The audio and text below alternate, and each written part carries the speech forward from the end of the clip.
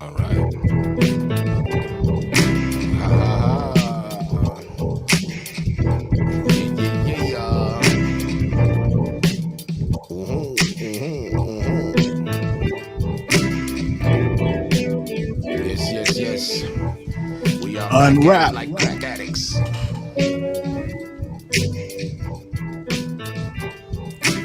The place to be. Unwrap.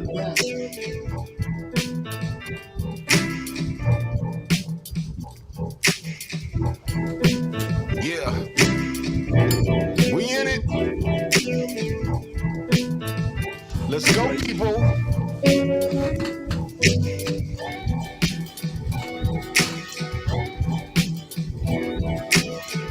You got the good king on the track.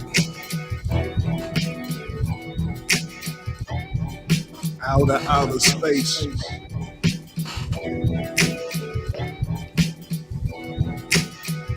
Oh yeah, set that vibe up real good. Oh,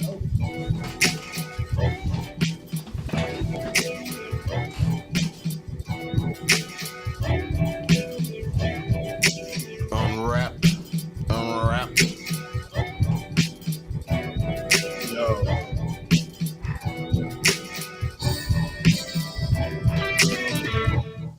Woo, woo. Yes, sir. Yes, sir. Oh yeah. You know what it is? This is Unwrap, and we are back at it like crack addicts once again on a Friday. It's Friday the 13th. It's supposed to be bad luck day, but I don't believe in that shit. It's a good look. You know what I'm saying? Just another day. Just another day. We got coming to you live right now, Nashvino. no. Surprised me every time. This woman got knowledge that I can't even comprehend sometimes. I have to sit back and think about it for a day or two, and it's like, you know what? She right, she right, she right. What there? She's good at conversation. She's good at everything. She's a great mom. She's a good wife. And I love her conversation. Let's give it up for Nashvino. What up? What up? What up? What up? What up? What up? Yeah, yeah. It's on you, Nas. Got good king, huh? You got the gentleman called verbally silent, but we heard that drop there. Quite lovely if I might say for myself. Peace, peace. Got good king. Thank you, thank you, thank you, thank you. And that's the good king or good king. And then over here we got the super duper, destruct a beat chain and making it to something glorious. Underground legend. But we don't like the word legend because we are verified and factual, certified. Certified hip hop head right before you, Heatdetector. My man, thank you very much. Thank you very much. So as we do every, time we do this, we got to say one thing before we get started, man. And that's get it off your chest. Anybody want to go first? I'll go. Go, okay. Let's have it. So I don't appreciate, and I hate to say civilized, but when you have neighbors that are not necessarily as civilized as you might be. So my children, my 8-year-old and my 10-year-old, got into it with a 15-year-old who basically was attacked. Wow. So she hurt my daughter's feelings and made her cry. So me and my husband, to see what's going on. So we realized that the girl and one of her siblings who had actually basically cussed my husband out a couple weeks before, they The 15-year-old cussed your husband out? her little brother. Oh wow. Cussed your husband out, a grown ass man. grown ass man. So they had a flat screen TV on the ground in the back of the house, and they were hitting it with a bat, a steel bat. Right. And my husband came out like, I hope y'all go clean that up. There's glass everywhere. Right. People kids play down there. We're gonna clean it up. And then like he had his phone out, and they was like, his bald head ass. He videotaped us. Some shit he was thinking, but it was like he had no regard for him being an adult. Oh wow. And when we came down there to see what happened with the kids, they had no regard for us being there either. But it's just like I was thinking, like, what if we had said something to them, and then we wound up getting into it with they you know what I'm saying, all the family members, and then the whole thing broke out. It wouldn't have been a civilized situation. And for nothing, it's like we can't even talk, what I'm saying, talk our way through our differences anymore. No. Wow. That's some hell of. And this happened. When did this happen? Visiting with my daughter and son, that happened 2 days ago. Wow, I can see why that would bother me for days, probably weeks, probably months. I'm not even gonna lie. It's very unfortunate that having kids already is a process. You know what I'm saying? Ain't no books to this shit. Ain't no nothing. And having kids is bad enough. You got to be worrying about their asses, and you shouldn't have to be worried about a kid their age, about some real bodily harm coming to them, or to you or your husband going to confront maybe their parents and saying, hey, what's the deal? Because even that's a stretch right nowadays. Yeah. Have you seen the people in the way they dress when they come and pick up their kids? Man. Come on now. But hey, what are you gonna do? It makes it real. It makes it hard because it's like we should have rules within society in ways that we have levels of respect for each other, and it's like we've lost all that. Like we can't ask for no common courtesy because there's nothing common, no courtesies in common no more. No. Then that's a goddamn shame. I had this little boy in the alley. I was walking by. He was like, "What's up, boy?" I said, "What's up, man?" I said, "What's up, young man?" Because he was a child. And so when I said, "What's up, young man?" you know what he said behind me? "What's up, young man?" "What's up, young man?" He's looking for somebody to copy. So he said, "What's up, young man?" So boom, he at least got it off a boy. So I appreciate that. Back in my day, you call a grown man boy, you were probably getting drugged to your house by that grown man, kicking and screaming. Right. And maybe the parents come out and say, "What are you doing with my son?" "Well, you need to talk to your son because I walked by him and said, 'How you doing?' And he said, 'How you doing, boy?' Oh, you get your ass over here." You know what I mean? Right. Yeah. And before you know it, you're outside looking for a switch. You know what I'm saying? But see, that was when we had common courtesies. Now there's no courtesies in common. So you can't expect to go to this adult and for them to understand that your child needs to respect elders and the people around them. They might not even agree to that. Well, yeah, that's just a funky ass situation. Because you're damned if you do and you're damned if you don't. The best thing you could possibly do is just keep it real straightforward with your kids, and just be like, hey, if they start talking crazy, just turn around and just fucking walk the fuck off. You know what I mean? Just leave it. Don't even like say anything back in return. What do you do when people won't allow you to leave peacefully? Because there are people that see that and they get, keep it pushing, keep pushing. They get more amped. Mm-hmm. Yeah. Just get the fuck out of the situation. But I tell my kids to get the fuck out of the situation. But the moment they put their hands on you, boy, you better strike like no other. Right. Yeah. And that's what we dealing with. We got some really mild mannered kids. Right. They just, my kids weren't raised like that.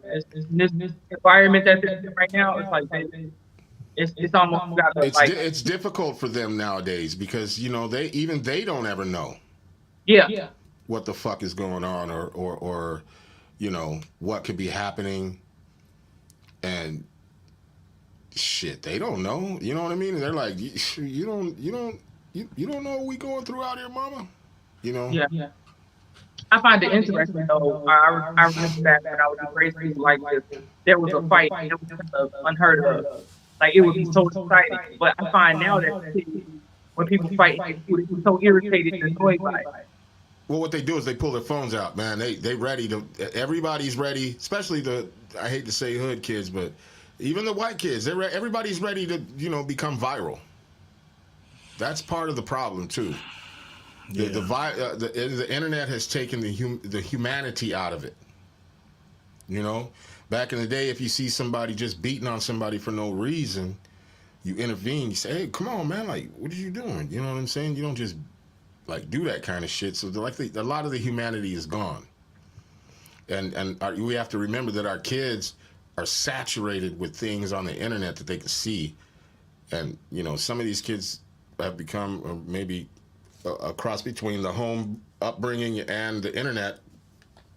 Excuse me. That they become, to a sense, heartless. But like I've said all the time, the motherfuckers might be heartless until they sit in front of the judge and the realization sets in that you ain't going home. That's when they cry. I've seen grown men do it. You know what I mean? Instead of taking responsibility for your actions. You know what I'm saying? Anytime I've ever been locked up, I take full responsibility. I ain't crying. What the fuck? I did it. Because I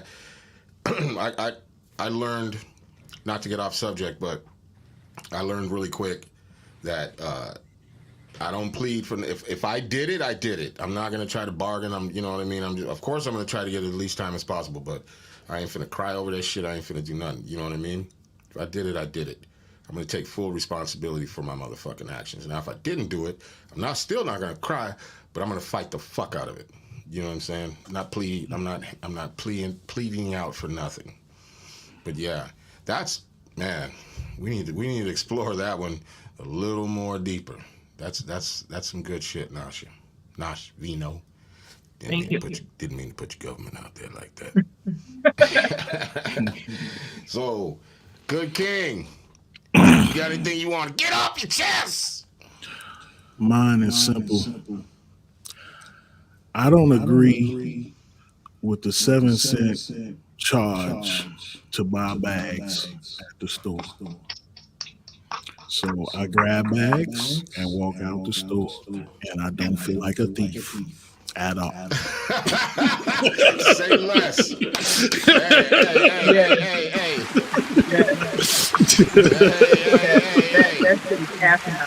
How many bags will you be grabbing today? All Especially of the self-checkout, 0. I'm walking out here with $90 worth of fucking food in your arms. Like what? Like that shit is crazy to me. And then now they be so scared that you're gonna cuss them out about having to pay for the bag. They bring them $72 worth of food in one bag. Well, all these listen. Before they even had all that, all these was already charging for bags. And those are good, nice, wholesome bags. So that's not anymore. Them motherfuckers are skinny as hell. They're like you can fit like 2 vegetables and 2 packs of meat, and that bag is full. You know what I mean? Everybody rip off of them now. Everybody I know went to Aldi's was taking boxes out, like taking stuff out of boxes and filling them up.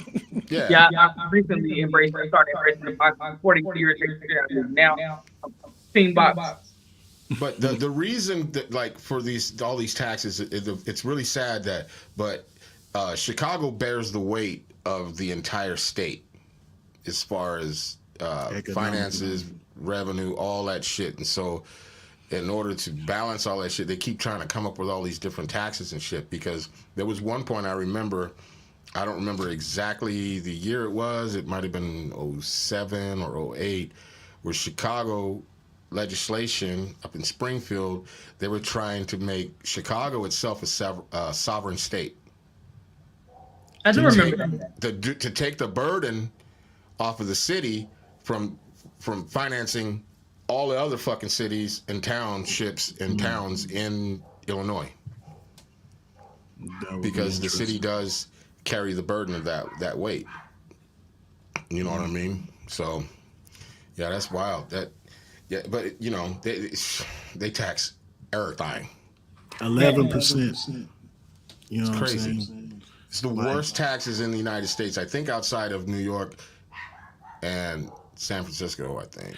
You remember that pop tax? Grocery stores were trying to give away It was a sugar pops. tax. Anything with sugar. They was giving them away. They was like, get a 6-pack for 85 cents. Because they knew it was going to be about $5 after they got finished with the tax. My mom, the first time we actually got something and the tax was applied, my mom. I got to step away for a second. I think somebody's at my door, so give me 1 second. No doubt. Okay. My mom cussed for like 12 minutes in the I'm talking about like one long stream of, like, it was funny and terrifying all at the same time, because I was just like, wait, I'm sorry, because the thing said $1.99 and right. How much you say? Did you say $12.02? What? Like, Man. who the hell? But I remember thinking to myself, like, well, if I want some soda pop, I guess I'm going to Indiana, because I don't know, because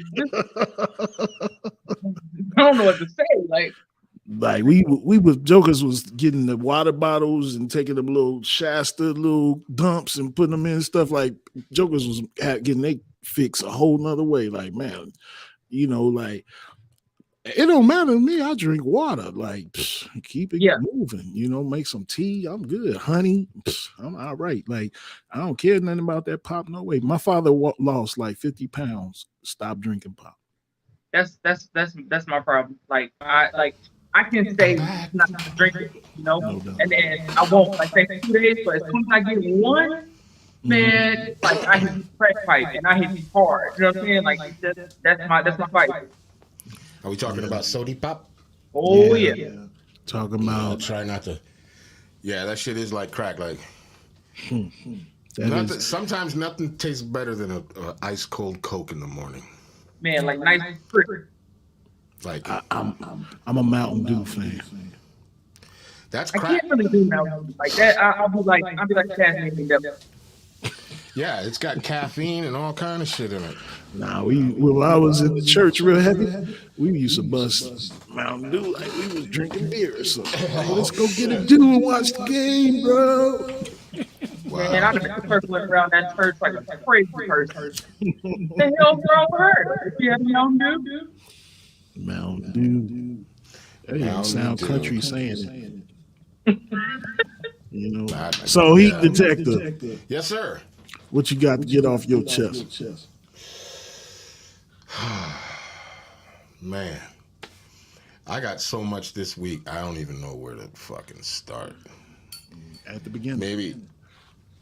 Maybe I should start with the simplest. My father-in-law lives with us, okay? And that should that should be just like right now. The dog's going crazy upstairs. I walk upstairs, and there's every damn light is off in the entire house. It's like, dude, you're not the only person here.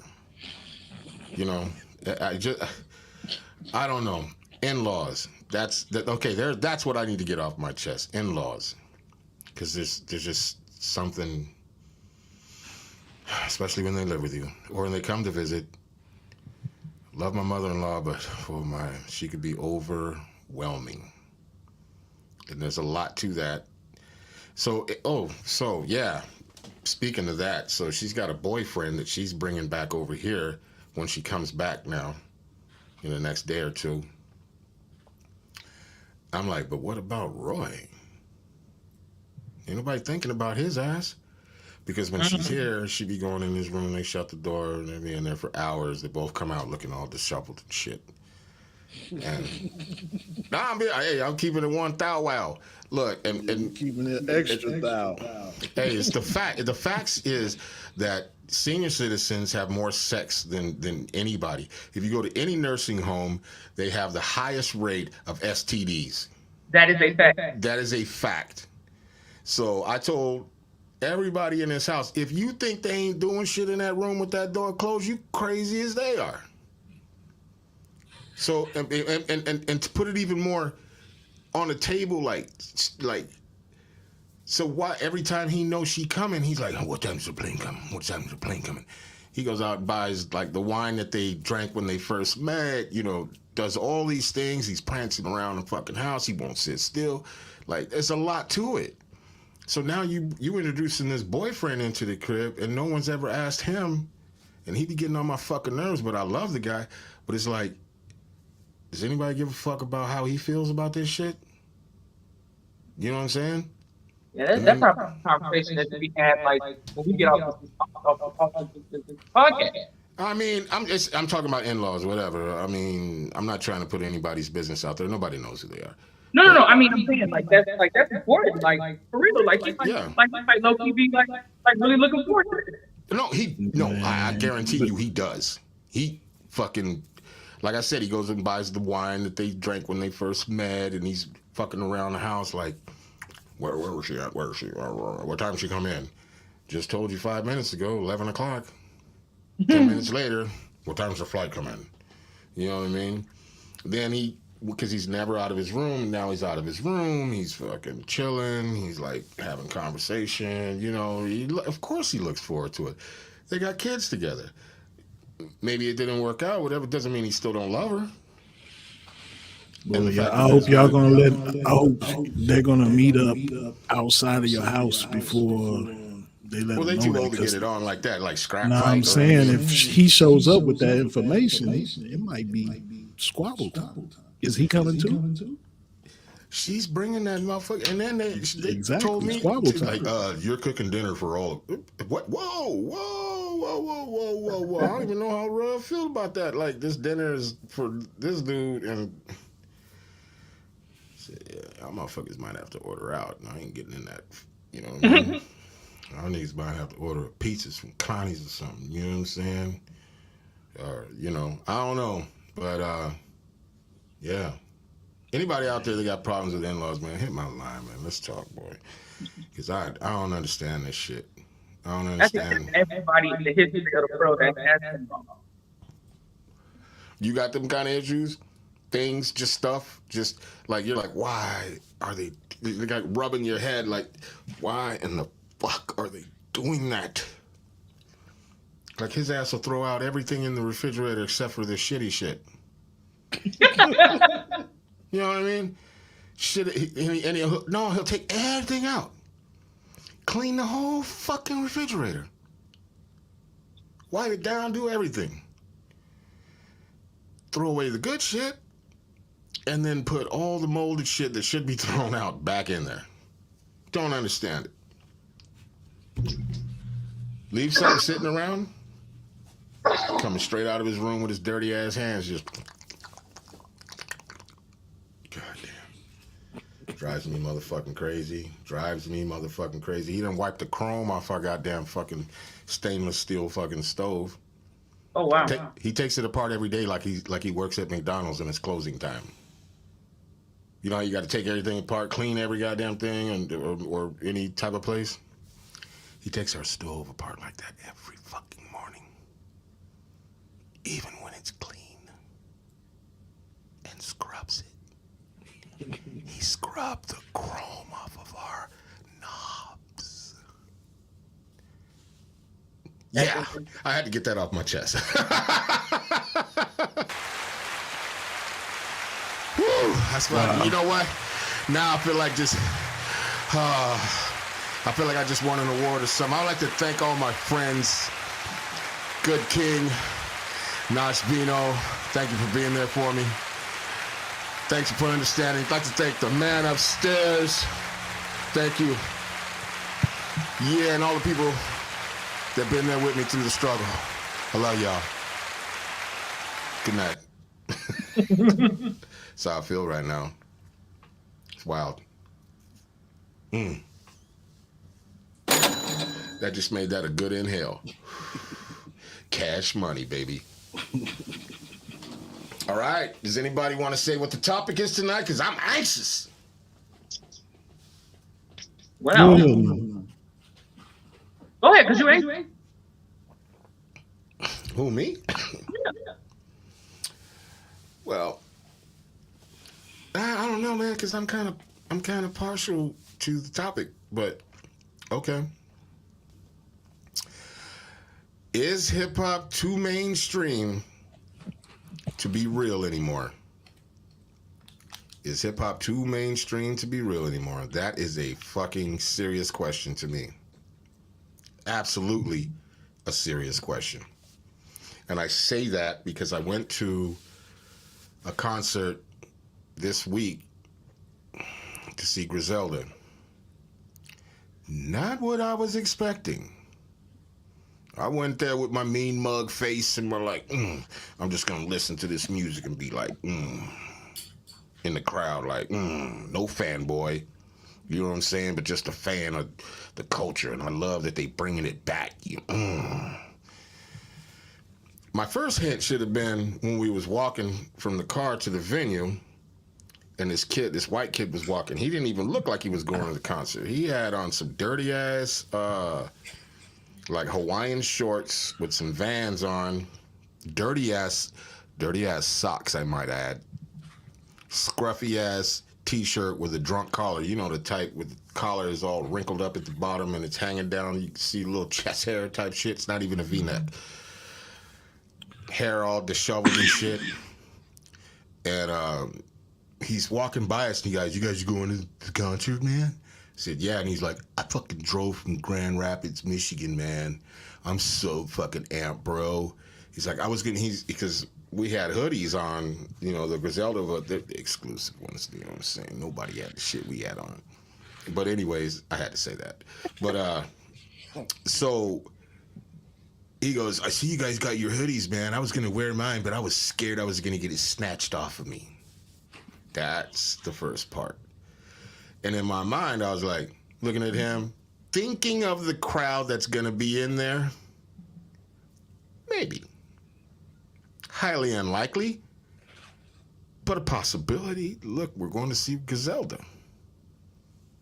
Maybe he doesn't know what they talk about. Maybe he hasn't looked at his urbanomic dictionary and doesn't know what the translation of some of the shit they're saying means. So maybe he does. I don't know. Man, listen. We walked in that motherfucker. I seen a couple of dope boys. Expected. Waiting for, we got there early because my brother wanted to get there early as fuck. I don't know why.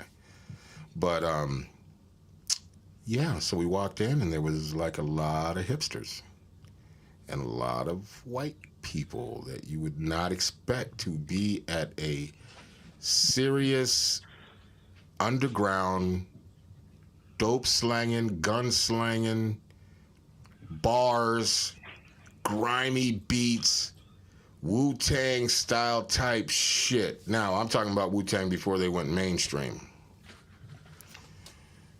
It was almost like an out-of-body experience. And it didn't get any better. It did not get any better. And it just had me thinking, has hip-hop gotten to a point that it's just like, I don't know, it's like some of the good things in life are like really good shit. And then when it becomes, and I hate to say this, but when white people get their hands on it, it becomes like, I don't know if I want to fuck with this anymore.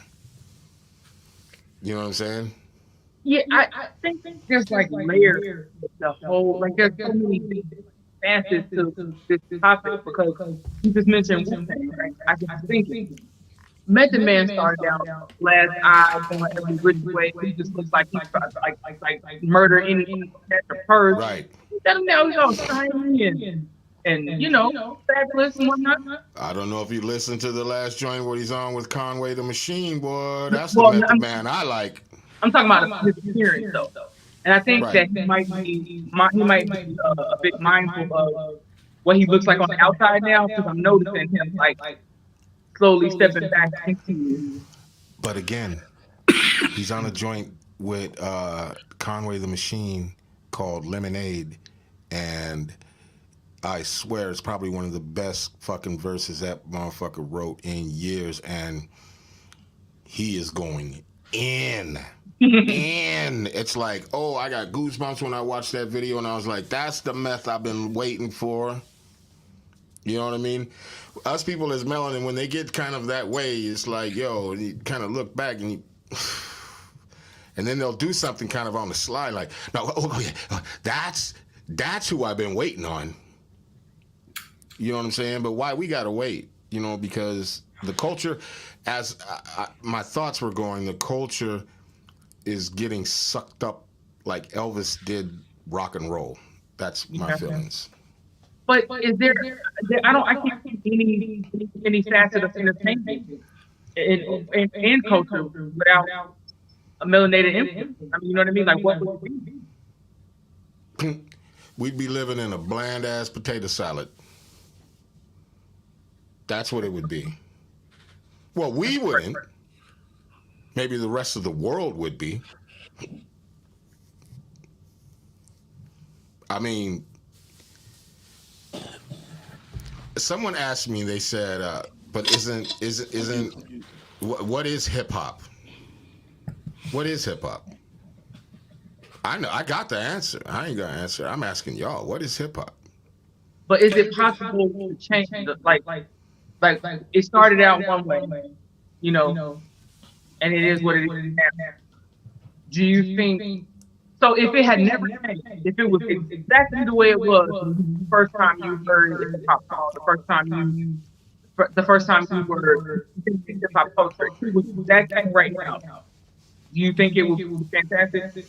I think the question needs to be answered first that I asked, because if I answer the question, like my answer is going to be the same. My answer is going to be this: yes, it would be. It would be probably a lot better. Okay. You know what I'm saying? But that's my answer. But the answer beforehand was, what is hip hop? Exactly. That's my question. If we're gonna have this conversation, what is hip hop? Because I come from the culture of hip hop where we have been adamantly fighting against this other culture that was growing all along beside us. Yeah. They look like us, they sound like us, but they was not us. There was the hip hop crew, and then there was the street crew. See, hip hop is an extension from the street, an escape from the street. Right. So people went into hip hop so that they could have a place to be aside from the street. But what happened was it veered back to the street. So like for me, this stuff you hear is not hip hop. So like these are the offshoots of hip hop, just like blues was one thing, rock roll was one thing.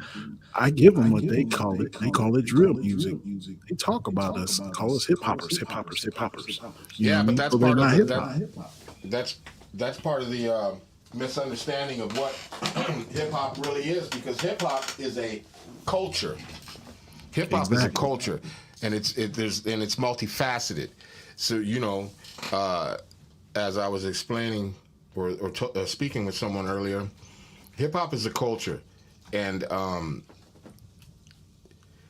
I could walk down the street and just look at somebody and know that they're a part of the culture. But when did it become a part? When did it become a thing where a person can hear rap music, study rap music? Right? Say they're 20 years old and they've only been listening to rap music for 5 fucking years of their life, and study it. Then not only now are they aficionado of the music, but people look at them as an aficionado of hip hop. And how can you be that when the whole motherfucking culture thinks hip hop is the music? Music is just one part of it. Would you agree, Goodking? No doubt. And so when you say hip hop is one part of it, we started from love, peace, unity, and having fun. That's where we started. Love, peace, unity, and having fun. It was all a friendly art, friendly banter, just like me and him be ribbing each other sometimes. Friendly stuff, you know what I mean? It wasn't never supposed to be personal. It was supposed to be, even when you was doing up rocks and blams and hitting people, you was on the train. Was the alternative to fighting. Right. So I get all in your face with it. Boom, boom. I'm like, bam, all on your face. Because now, if you can't take the pressure, then you weak. Right. So you had to stand there and be like, man, I'm gonna just hit you with a harder move. I ain't gonna take it to the physical. So we was teaching ourselves restraint. That was our culture. Music was a part of that culture. 100%. And the rapper was just a small portion. Small part. So now we got to look at the culture these kids come from. They coming from the block. They culture is about guns and fashion, and it ain't fashion like we used to make our clothes. We used to write the graffiti on our stuff. We used to tie our laces certain ways on our shoes. Like it was You all can buy them about like that personal now. style. Yeah, but I never wanted nothing the way it was right off the shelf. No. Nah, me neither. But you had like an understanding of the labels that you wore. Like if you wore something, you knew you made it. You know what I'm saying? With their background, like everything that you did, you knew. Like now, it's like they do what they hear, what they see. Monkey There's see, some monkey research. do. It's just monkey see. It's a whole bunch of carbon copies over and over. It's murder culture and it lacks substance. Like every part of it. Well, Lack a lot of substance. the, go ahead. Nah, Goodking. I'm just adding. Keep going. Oh yeah. So like, even if we're even talking about fashion, let's get to the god of fashion, and that's Dapper Dan. Everything Dapper Dan did back in the day was so fashion forward that now he runs the House of Gucci and I think the Louis House of Louis Vuitton. And the reason they hired him, this is the craziest part, because now they have access to all the designs and shit that he made, that he did back in the day. I mean, it was fake shit, but people were paying premium dollar. And he was persecuted for it. Oh yeah, 100%. But now he's praised for it. But look, he doesn't. This is a question that I was asking someone. Are we gonna fucking stand back and let this shit get stolen from us like Elvis did rock and roll, and when they robbed Muddy Waters of the blues, and you know what I'm saying, and all of these types of music, even folk music in white culture was based off of slave music. So when and how do we take back control? You know what I'm saying? Like, I think you take that control by never giving them control. Right. Well, part of that, how is that possible when everything? Don't go for the money. Well, that's one part. That's what it's all about. I mean, if you really think about it, Dapper Dan is an icon. He got sound bites all over the world. Legendary Mike Tyson had a street scuffle right in his spot. Like, this is all wearing his shit. You know what I'm saying? This is all legend. This is all his legacy. So to me, to a degree, he's selling his identity to Gucci. Now he's getting, he used to cut up the bags and whatnot. Now he getting access to the actual material. So understand from a designer's standpoint. Yeah, that is a great opportunity. But that also gives them access to all of his patterns and all of his shit that he created and made fashion. You ever watch Shark Tank? He still doesn't own it. He's still considered it a toy. Right. You ever watch Shark Tank? Yeah, these people come with the greatest ideas and sell to the other person who just got money a great portion of their ingenuity. Now, if you didn't need that money, But the problem with that is somebody with greater pockets than yours. Always. Because I don't believe for 1 second those motherfuckers on Shark Tank. I don't believe for 1 second that once it hits a certain point, they start flexing that pocket. Yeah. That's one of the great things. Well, I'm just going to throw Kanye out there. He's worth $9 billion. I just wish, I'm not in his head. I don't know what he's thinking. I don't know what he's doing. Clearly, he's doing a lot better thinking than I am. But, like there is a disproportionate of millionaires and billionaires that are non-melanated in this world. And so the question would be, when you get that kind of bread, what do you do to preserve the culture? Like to make it to where you can't say, oh, I've been doing hip hop now for 20 years and you're white and you're, you know what I mean, and you have a bigger platform because you're white and there's people better than you. And now you got more money than them, and now you're investing. Doors are opening for you like no other, and then you're investing back into the fucking culture, but you're just checking a bigger bag now.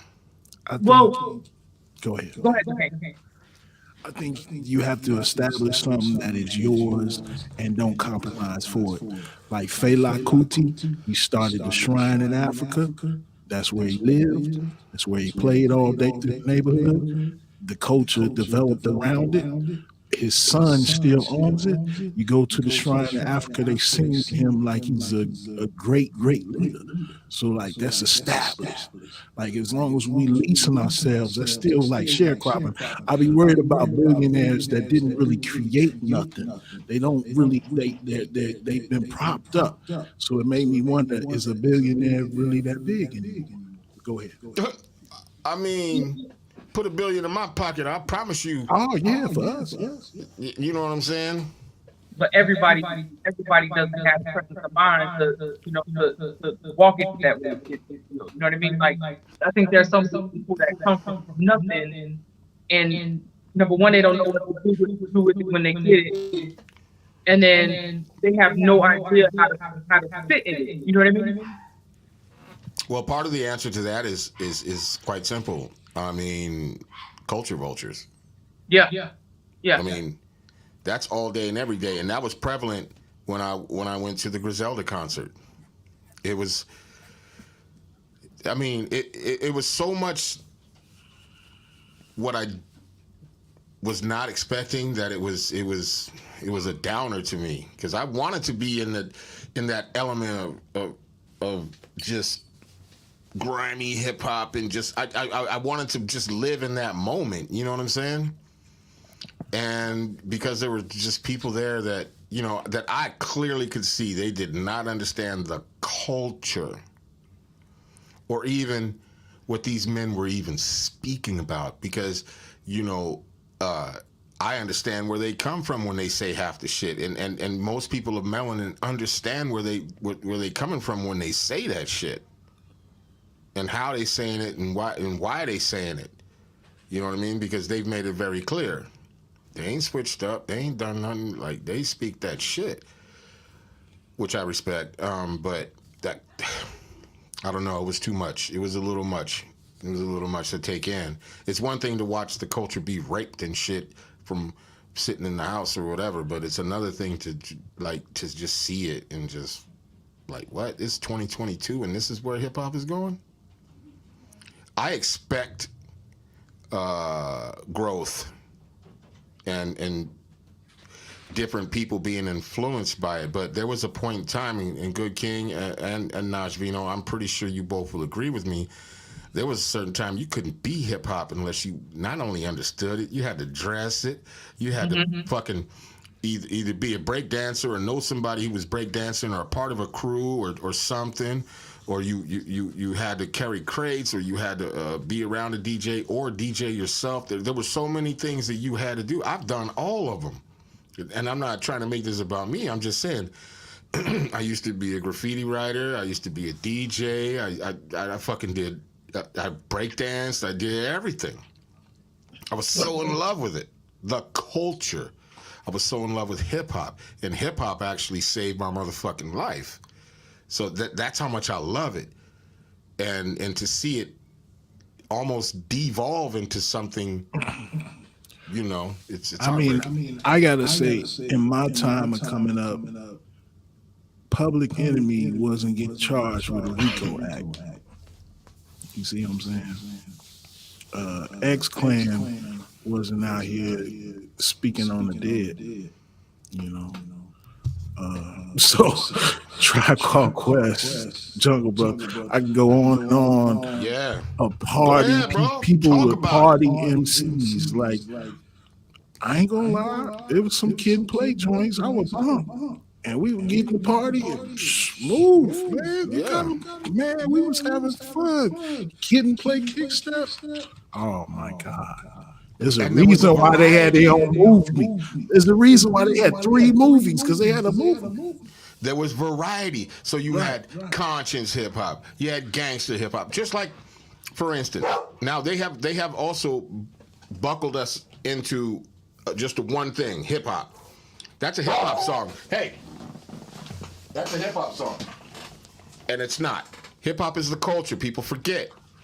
Well, those who know it didn't forget. KRS-One said it perfect. Hip hop is what is, rap is what you do. Hip hop is something you live. Live, thank you. It's a fucking culture. So, I remember back in the day, I worked at Warehouse Records. I don't know if you guys remember that joint. Yeah. And they had just rap just stuck in one fucking category. But rock was classic rock, soft rock, hard rock, punk rock, heavy metal.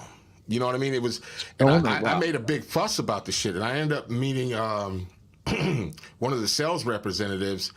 Her name was, it started with a V, Vanessa or something like that. I forget her name. I'll remember it. Next time I'll be like, yes. Or I'll remember it probably like halfway through this. But anyway, I got invited to a bunch of shit because I was just like, I kept screaming about why it doesn't have the same different parts, because there is different parts of hip hop. You got political, you got fucking fun, you got comedy, you know what I'm saying? It's all in different levels of that. And it still is to this day. You know what I'm saying? But it's never broken down. I have a theory about that. See, at the beginning, they knew that hip hop was a powerful movement, but they couldn't figure out what was the highest seller. And when NWA came out, they realized what they was calling reality rap was selling way more than the positive and stuff like that. So then they started really pumping, the street aspect. It went from reality rap to gangster rap, you know what I mean?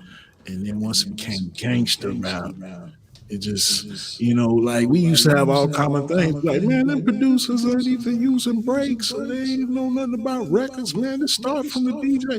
It's like, shut up, you old hip hop head. See, that's the split. Well, not just that, because it didn't just come from the West Coast, because the East Coast was talking about having money and being fly. Most of the East Coast rappers that were popular in that time in the early 90s were talking about wearing Bally's suits, big chains, truck jewelry, having the ladies. And the only way to get that is to be like this. And then the West Coast comes with fuck the police, fuck all this, fuck all that. Now, if you mix those together, we get what we got today, which is fuck the police, check a motherfucking bag, and kill the motherfucker next to you. You know what I'm saying? I keep it real. That's pretty much it. My influences real young was not even the fly rappers. My influences were the funny ones, the Fat Boys. You know what I'm saying? Beastie Boys. I never liked Akinelli. I was really never into the gratuitous sex rappers. Man. Like, or the weed rappers. The ones that make songs about it. You just use it for inspiration. You don't have to talk about it. But I was into the funny rappers. I remember when Will Smith came out. Beastie Boys were very gratuitous. Right. They were very sexual. Man, I mean, before they were the Beastie Boys, they were Sucker Puss. I know and they were them. Yeah. We heard about the Beastie Boys from Paul Revere. That's when we heard about the Beastie Boys. Before that. I said we. That's you. Who, me? Yeah. Over in Indiana, we was not talking about the Beastie Boys till Paul Revere, because our hip hop scene started in the skating rinks, and they would play Paul Revere at the rink. And then they said, "Who was that?" Man. But they're talking about killing in that and drinking beer and getting nobody really listening to sex. We wasn't even listening to them. It was just like you don't Rick take Rubin, Beastie Rick Rubin, Boys serious. Rick Rubin, the mastermind of a lot of classic hip hop motherfucking We joints. used to listen to the Skinny Boys, UTFO. You know what I'm saying? Wow. What was his name? Chub Rock. Chubb Rock was the man.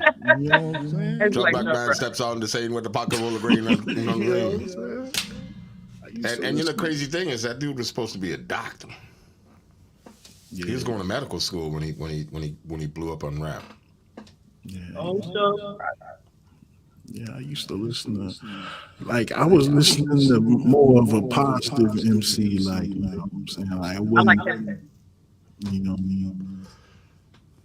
I was really into everything. Wise Intelligent, like Poor Righteous Teachers. Like I said, when I Jersey, went in out my of Jersey. car, that was the first thing I put in my ride was Poor Righteous Teachers. Rock this funky joint. Rock this funky joint. Harris One, although I have a mixed Yeah. feelings about Harris One, but I gotta admit, Talk to me about that, because I just I go back to Criminal Minded, like Criminal Minded, like when the first fucking single came out, like that shit blew me. I was like, who in the fuck is this? You know, it was different. I mean, I'm a little younger older than you guys. So. Exactly. And I'm a little younger. So I got on KRS One on the second album because, like, my boy in junior high had the cassette and let me hold it. And then Was second album was what? That's the one with My Philosophy. The J, the I, that was a good album. That was a good album. Nashvino, Nashvino, you over there going through your memory banks right now, like, what the fuck? Wait a minute, hold up. Because I'm trying, like, I'm really like trying to remember if I like any of that. Because I swear to y'all, the first rapper that really grabbed me, where I was like, wow, I swear it was Snoop Dogg. Wow. Okay, so that's 1990. How old were you? I was in 5th grade. Okay. Question. Okay, now we're trying. Now it's all gonna make sense because I'm gonna make a quick statement after you tell me your age. She just named it. She made us stair steps. You're the oldest. I'm the middle. No. This has nothing to do with me. So you heard Snoop Dogg. You were in the 5th grade, right? Right. Okay. Your first memory of hearing hip hop or hearing rap music That I really like. that you remember. No, that you remember. Not that you really liked, but what you remember. Damn.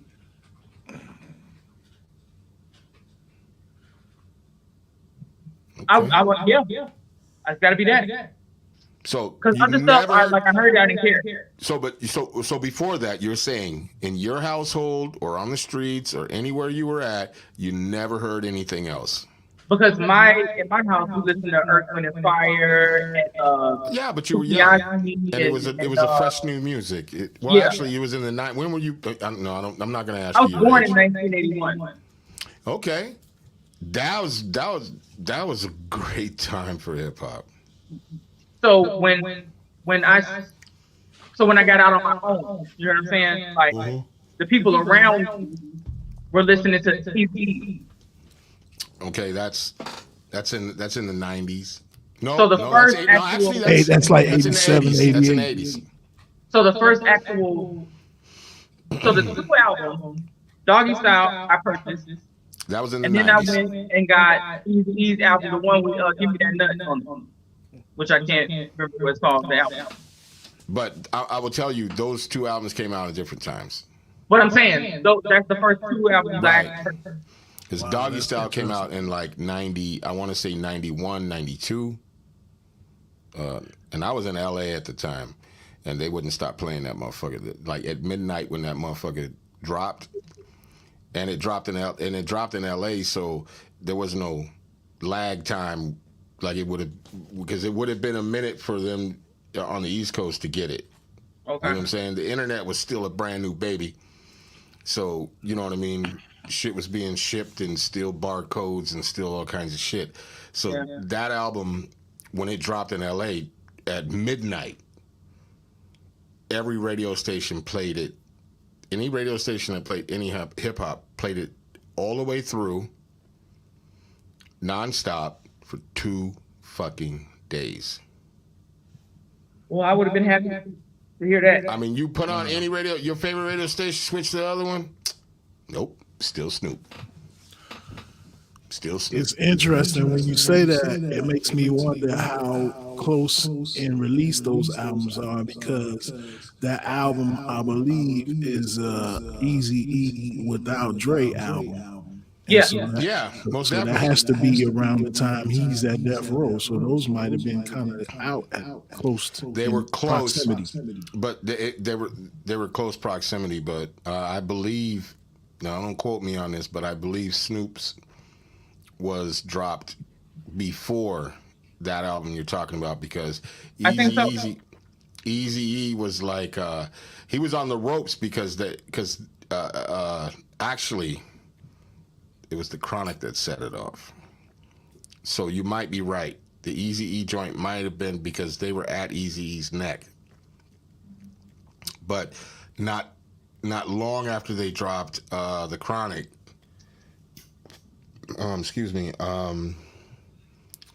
Snoop dropped fucking Doggy Style.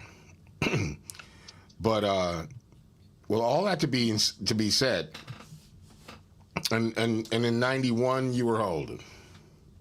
92. Oh, you know what?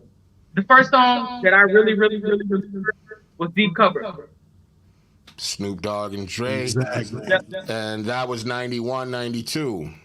That came out before Snoop's album. That was on the Deep Cover soundtrack. Deep Cover soundtrack, yeah. I remember thinking, like, who's this dude? Like, that boy. Exactly. I was about to say that. It's understandable you would gravitate to that, because like everybody kind of had that same feeling about Snoop. Like, this dude sounds different. He's smooth, man. Like, I like this dude. And his music, the actual music behind the lyrics, Doggy Style, was really like familiar to me, because you know I the stylistics, the Maddox, Right. the Manhattans, and all of he that. was- Yeah, and he's well dressed in that. That's his wheelhouse. But this goes back to my point. We have motherfuckers nowadays that don't even have that amount of history of listening to the music, let alone being a person of melanin, where you hear some of these things and they actually make sense to you. You know what I'm saying? I got a theory about that as well. That these generations below us come after they killed the sample game. See, like a lot of us producers and DJs was keeping music alive by digging up old gems. Like even Stetsasonic said it, and I got, talking all that jazz. He said, tell the truth. James Brown was old before Eric and Ra made I Got Soul. They was telling you, like, hip hop is bringing old people back into rotation. So now your old star that's sitting at the crib can go back on tour, can go make music. But they got greedy and was like, y'all taking our music. Y'all need to stop that. I need a nickel because you use my sound. You know what I mean? Like, come on, dude. So like, everybody started going to sample free. Well, the crazy thing about sampling is that it started with Paul's Boutique, where the laws really started to change. Because it started with Biz Markie. No, actually, when even goes, well, Paul's Boutique was before Biz Markie, but shit, I just lost my train of thought. But they were already suing producers, and the only point I'm trying to make is, or say, is that De La Soul, 3 Feet High and Rising was one, and because they sampled the Turtles, and the part that they samples on the Turtles is like, are you serious?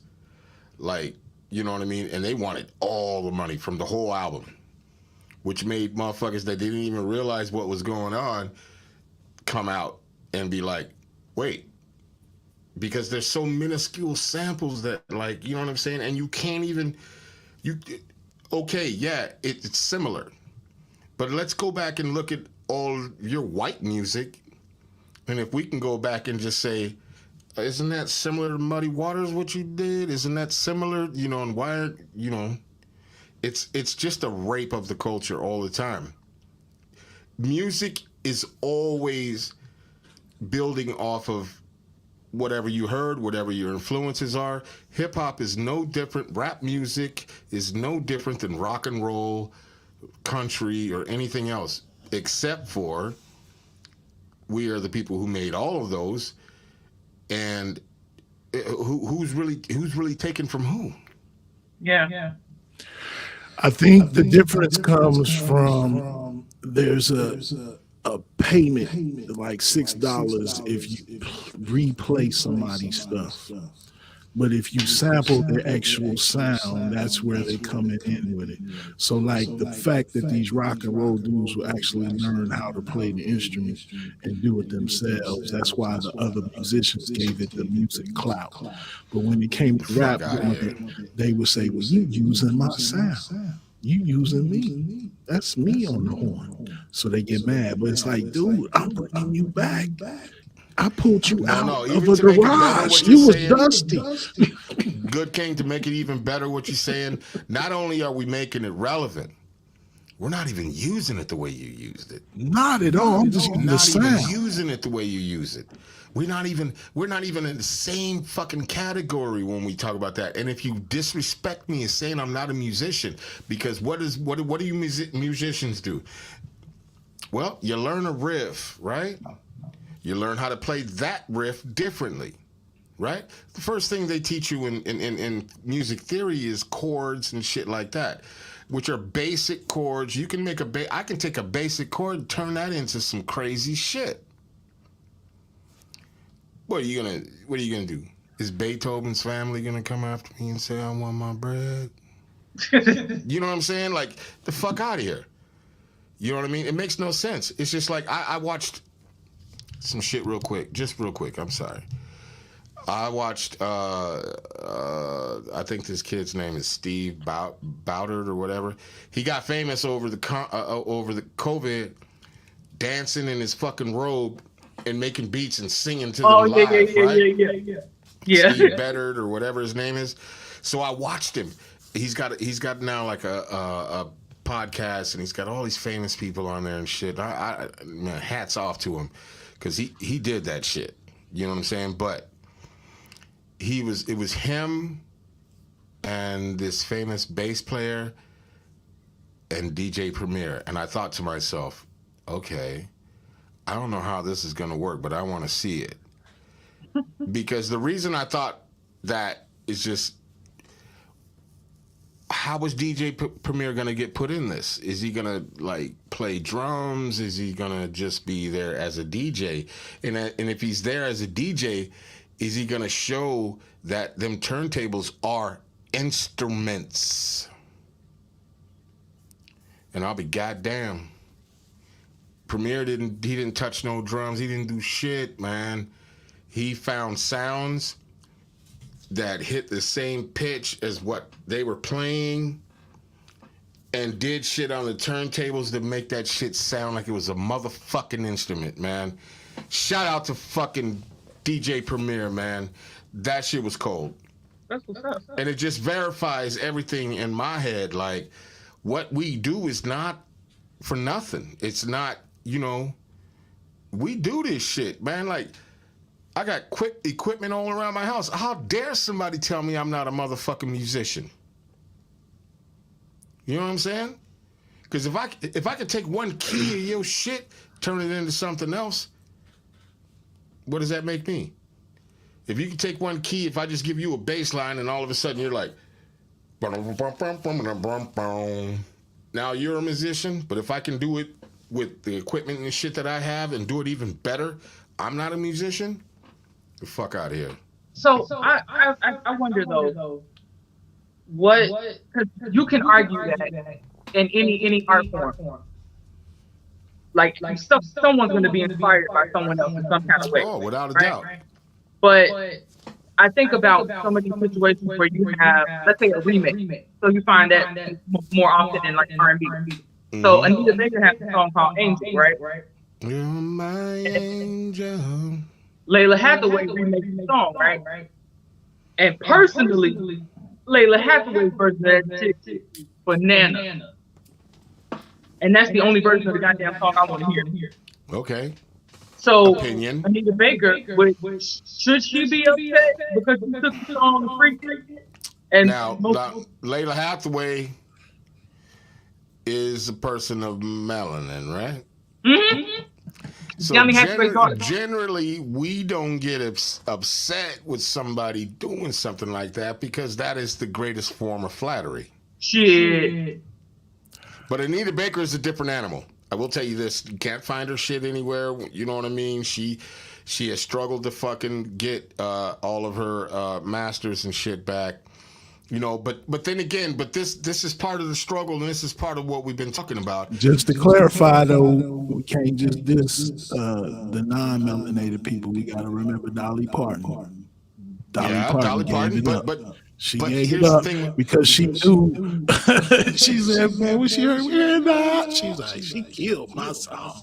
I can't touch that boy no more." Oh no! But she copped a mad check off that.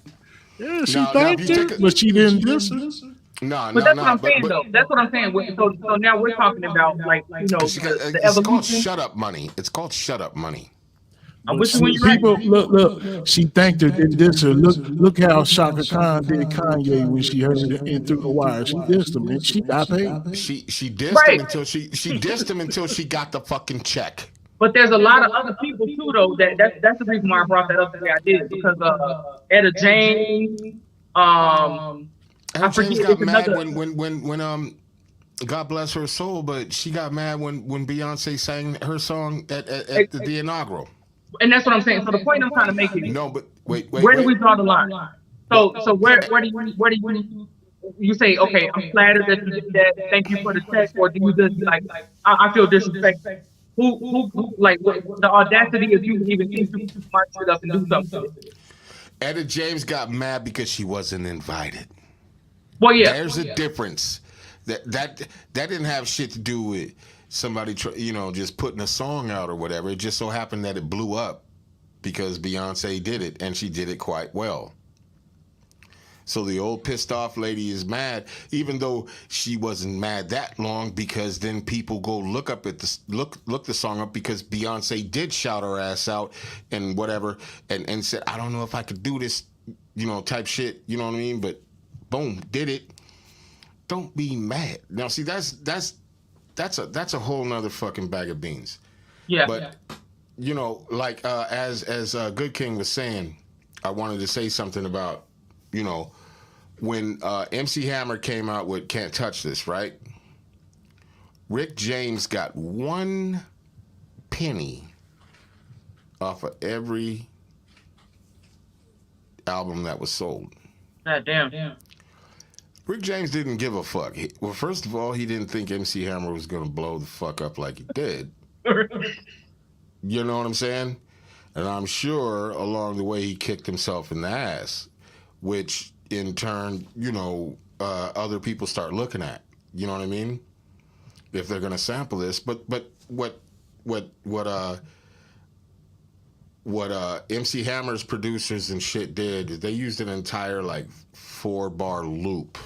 Was the entirety of the shit, maybe some drums on the top. It's very rare nowadays that producers even do that kind of shit.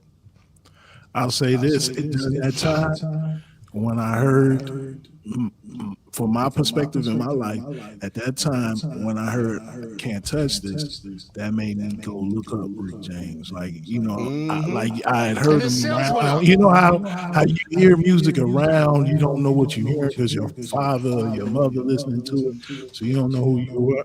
But when I heard him sampling, I knew that was Rick James. Now I'm looking for him specifically. Jadakiss helped me find a Luther song that I had never heard before. That's now one of my favorite songs. See, it's a give and take, right? Exactly. But it's also like this goes back to the core of what we're talking about. You know what I'm saying?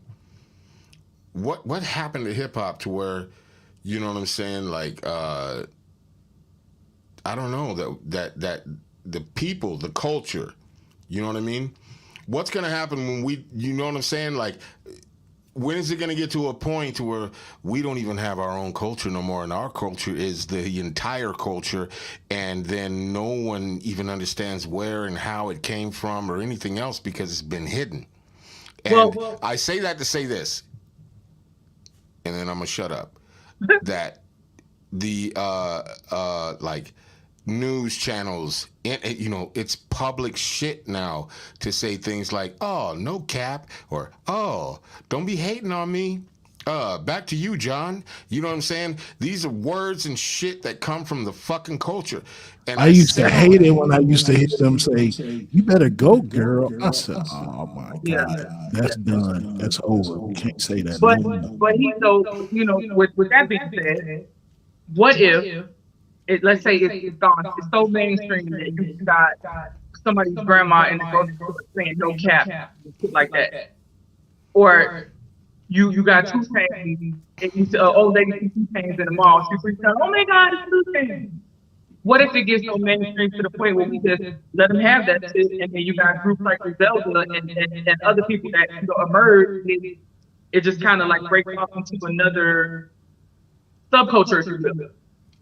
Well, that's the subculture I don't think I want to be involved with, because until, and the fucked up thing about it is these motherfuckers want to accept everything about the culture except for us. Mm. So that's what I'm talking about. You know what I mean? But it's nothing without us, though. You know what I'm saying? Yeah, but if we don't do nothing about it, then what the fuck? I wouldn't mind being a part of a subculture. I'm a person that I personally would love to be a part of a subculture. What you mean? I would love to be a part of a culture that would separate themselves like China did, close down their walls, and then come back when they're strong enough to deal with everybody as an equal partner. Because everybody has to share crop, and that's how they lose the identity. Well, they tried that. They tried that in Atlanta before. They've tried it in certain parts of Texas. I mean, there's an economical thing that we're also not talking about. It's fucked up and stupid that people of melanin drive the economy, right? So the Jewish people have a saying. Jewish people have a saying that says, a dollar in their home stays, a dollar in everybody else's home rotates everywhere. You said a lot when you said that. They did a study in what the hell is it called, 2023, in the Spanish neighborhood, whatever. What do you call it? I didn't hear you. I'm sorry. So, example of what you just said, I forget what this neighborhood is called, but it's 26th Street, so the Hispanic neighborhood. Little Village. Okay. They took money and they wrote down the serial number and they traced this money for 30 days. Mm-hmm. That money never left that community. Right. You know what I'm saying? Right. And I think a big part of the issue with us, if you will, is that there's no ownership. I didn't want to say black, but you know what I mean, just for those people out there that may listen. But yeah, the black dollar, once it enters the home, it's gone immediately. Yeah. And people are in situations, and this isn't to talk down on anybody or make anybody feel some type of way, but most are in a situation where make them feel some type of way. What do you mean? Well, goddamn, if they don't feel some type of way, we never have action. True that. But like people are in a situation where they're scared. You know what I'm saying? Like, Right. people are living check to check. They got mouths to feed. They're not in a But they ain't position where scared to they go can. buy a $500 Gucci belt. You took the words right out of my mouth. But another point in that would be if the example with Black Peacock, where people got tired of their blood, sweat, and tears being taken from them, so they said, "Fuck, that shit was dry as hell when we left. It was plain mayonnaise potato salad. It was dry as hell." Now, if we were to take that same type of energy, But wait. Question is, what happened? They did all of that, only to get what? Nothing. nope, they broke bread with like 2 people. And everybody, and the 2 people that broke bread said, "All right, y'all, we back on." Right. And ain't And nothing then, changed. like- Ain't nothing like- changed. Like you just said, like when we get money, when we get power, when we get influence, some of us use it, for good, if you will.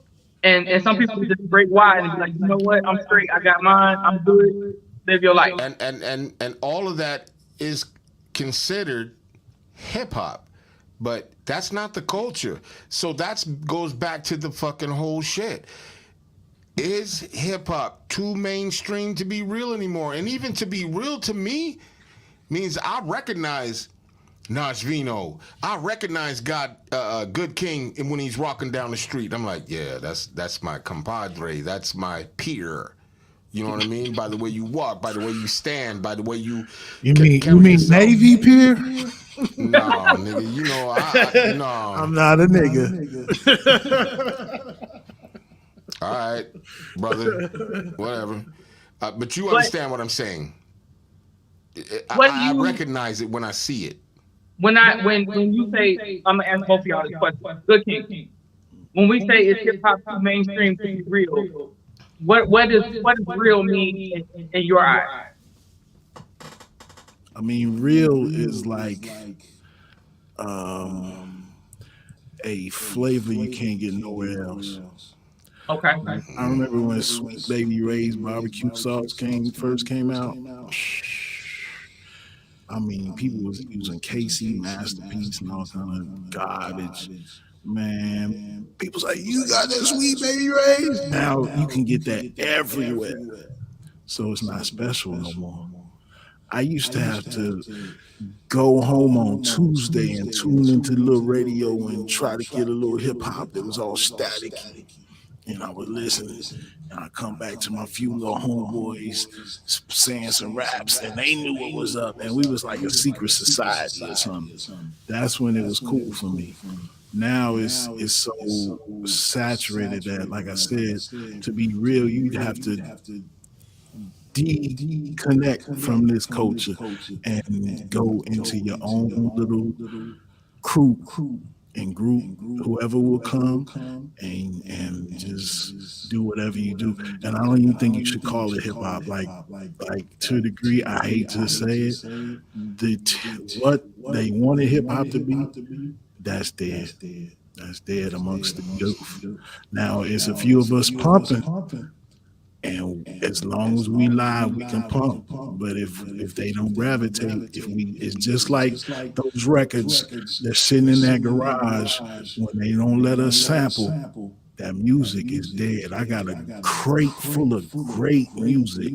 It's some of the best music you ever hear. And if I don't put my needle on it, it's dead. And I feel like the culture is dead because it You is don't put not. your creativity on it. Because there's a lot of records out there like that never fucking made it, but have beautiful fucking points that nobody listened to, And then there's a lot, I'm just expounding on his last statement, but there's a lot of shit that and even back to yours, Nashvino, that when people hear that and Goodking, they go back and then they like, who was that? You know what I'm saying? Where did they get that from? And they've got so many websites and everything with it that the algorithm. I think Quentin Tarantino uses that as a great tool to make his movies 100% stand out because he has the digger's mindset to find the gem. That's what he's got the digger's mindset in you know in movies, because that's what he does. He digs into old movies that people never heard of, never seen, never made it to the big screen, never, you know, storyline shit, and he's got the big pockets. That's the other thing. I'll get into that. I used to Excuse me, in a always think second. of hip hop like, if you ever saw the Transformers movie, there was these group of Yeah. garbage robots that used to talk, and they would tune in the radio and they would talk whatever was on the radio. Oh, this is the best washing machine. And everything was made out of garbage. They was great fighters. They was good, but they was all made out of garbage. That was what hip hop was to me. We took bits and pieces of garbage and placed it together. Sound bites. We took together clothes that was in Goodwill. You know what I'm saying? Make style out of it. We took walls that were dilapidated and ghetto tearing apart, and we painted the walls and made the neighborhood beautiful. You're right about that. You know what I'm saying? Like, we took a poor people and studied information to educate ourselves and put ourselves on a better path than the direction that was set before us in the society we faced. So that was hip hop. People forget knowledge. This pursuit of knowledge is a foundational piece of hip hop, and they forget that. That's Facts. the fifth element. Facts. But throughout that, I low key, as I was listening to him and I was into it, I forgot what your question was. You know, you just made me think about something else too. When you were talking about like exclusivity and you know, this. I remember back in the day there was this rapper. His name was Tracy. Who? Tracy Lee. Lee. Oh, Tracy Lee. Yeah. And when I tell you, like, I used to be obsessed with this dude. Like, I put so many people on him. Mm-hmm. Like, you can't find his music anywhere.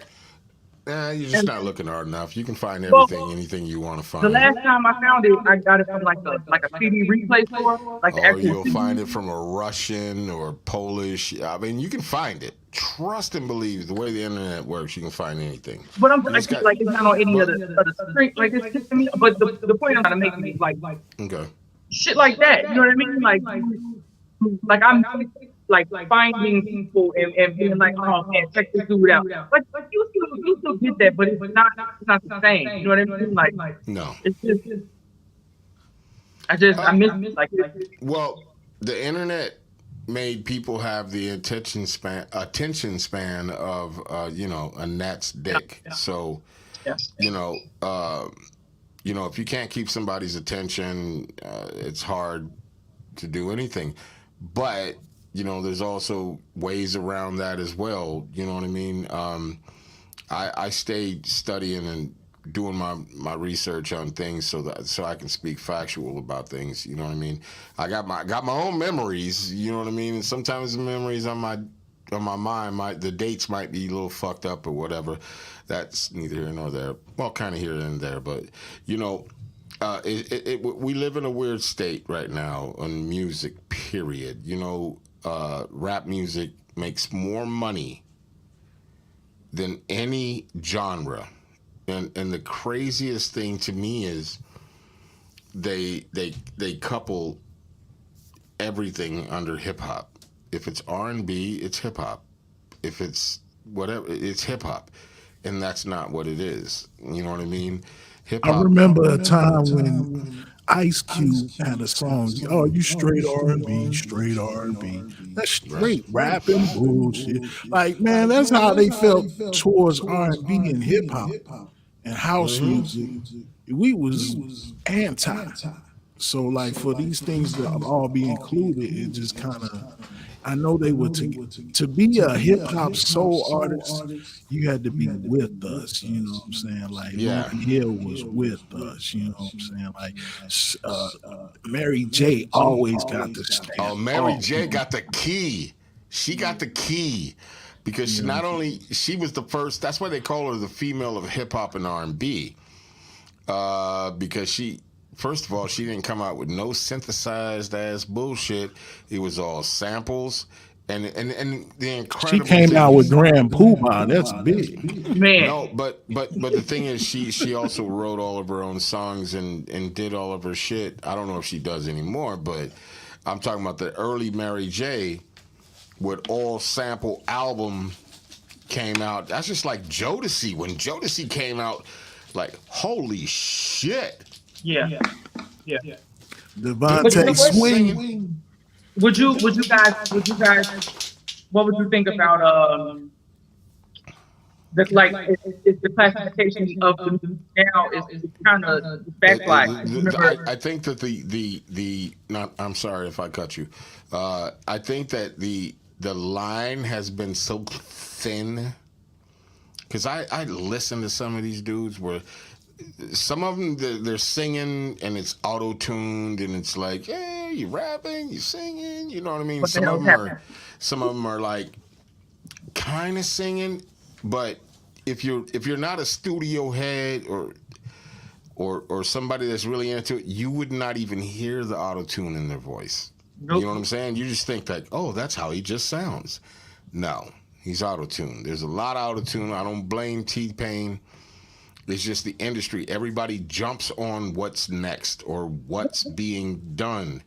And everything goes back to the very fucking essence of what we're talking about. Is hip hop too mainstream to be real anymore? Is it so fucked up? Like I went to go see a real artist. Now I was just their about to music add to hasn't that. changed. Their Right. music hasn't changed, but the audience did. No, I was just about to add Which to is the that. point that I was trying to make in saying that the music has changed, but the classification has. Like I feel like it's backsliding because back in the day, you called all black music race music, so it's all under one umbrella. If you're black and it's coming out of your mouth, it's race music. So it's kind of almost like it's trending that way now, where if it's black music, it falls under the hip hop umbrella. It's a lot of sliding. I get that because I agree with you on the sliding because coonery is back in effect. The minstrel stroke part 2 is in effect, really. Oh You know, Well, it's the new man's hand we show. talking about now we talking about culture vultures. fully. I love that topic. And then you know what? Maybe this is that. Because if you think about it, the Ice Age came and saw the dinosaurs throw off shit. Then after it thawed out, there was an emergence of a new civilization. Ooh, that's something to think about. But we, in order for us to get to the new civilization, we got to get rid of these politicians. They got to, you got motherfuckers in Senate and shit that are in their fucking 90s, almost 100 years old. They got certain mind states and shit, but that's political. Let's get off of that right for a second. And let's get into what you said, new society, new shit, new whatever. That's a beautiful thing to think about. But at the same time, who will get credit for it when it's taken over? I wonder though if Who people will will get have credit for it when it's taken over? Nashvino, don't fucking divert away from the shit. Who in the fuck who gets credit for it? Will we be looking at motherfucking Eminem like goddamn Elvis, which was what they're already doing? Is he good? Hell yeah. But is he the greatest? I don't know because I know better rappers. Joyner Lucas can fucking hang with Eminem all day long. I feel like if you don't have any songs that I quote, you should not be in the Did you Rock just Hall of fucking suck in your joint or something or whatever you were smoking? drop it. Get the fuck out of here. Dude, Police That's 5 Joyner telling Lucas. Girl, you better get your lips together. This shit is live. I don't know what that means. It's not I memory. just saw the shit happen.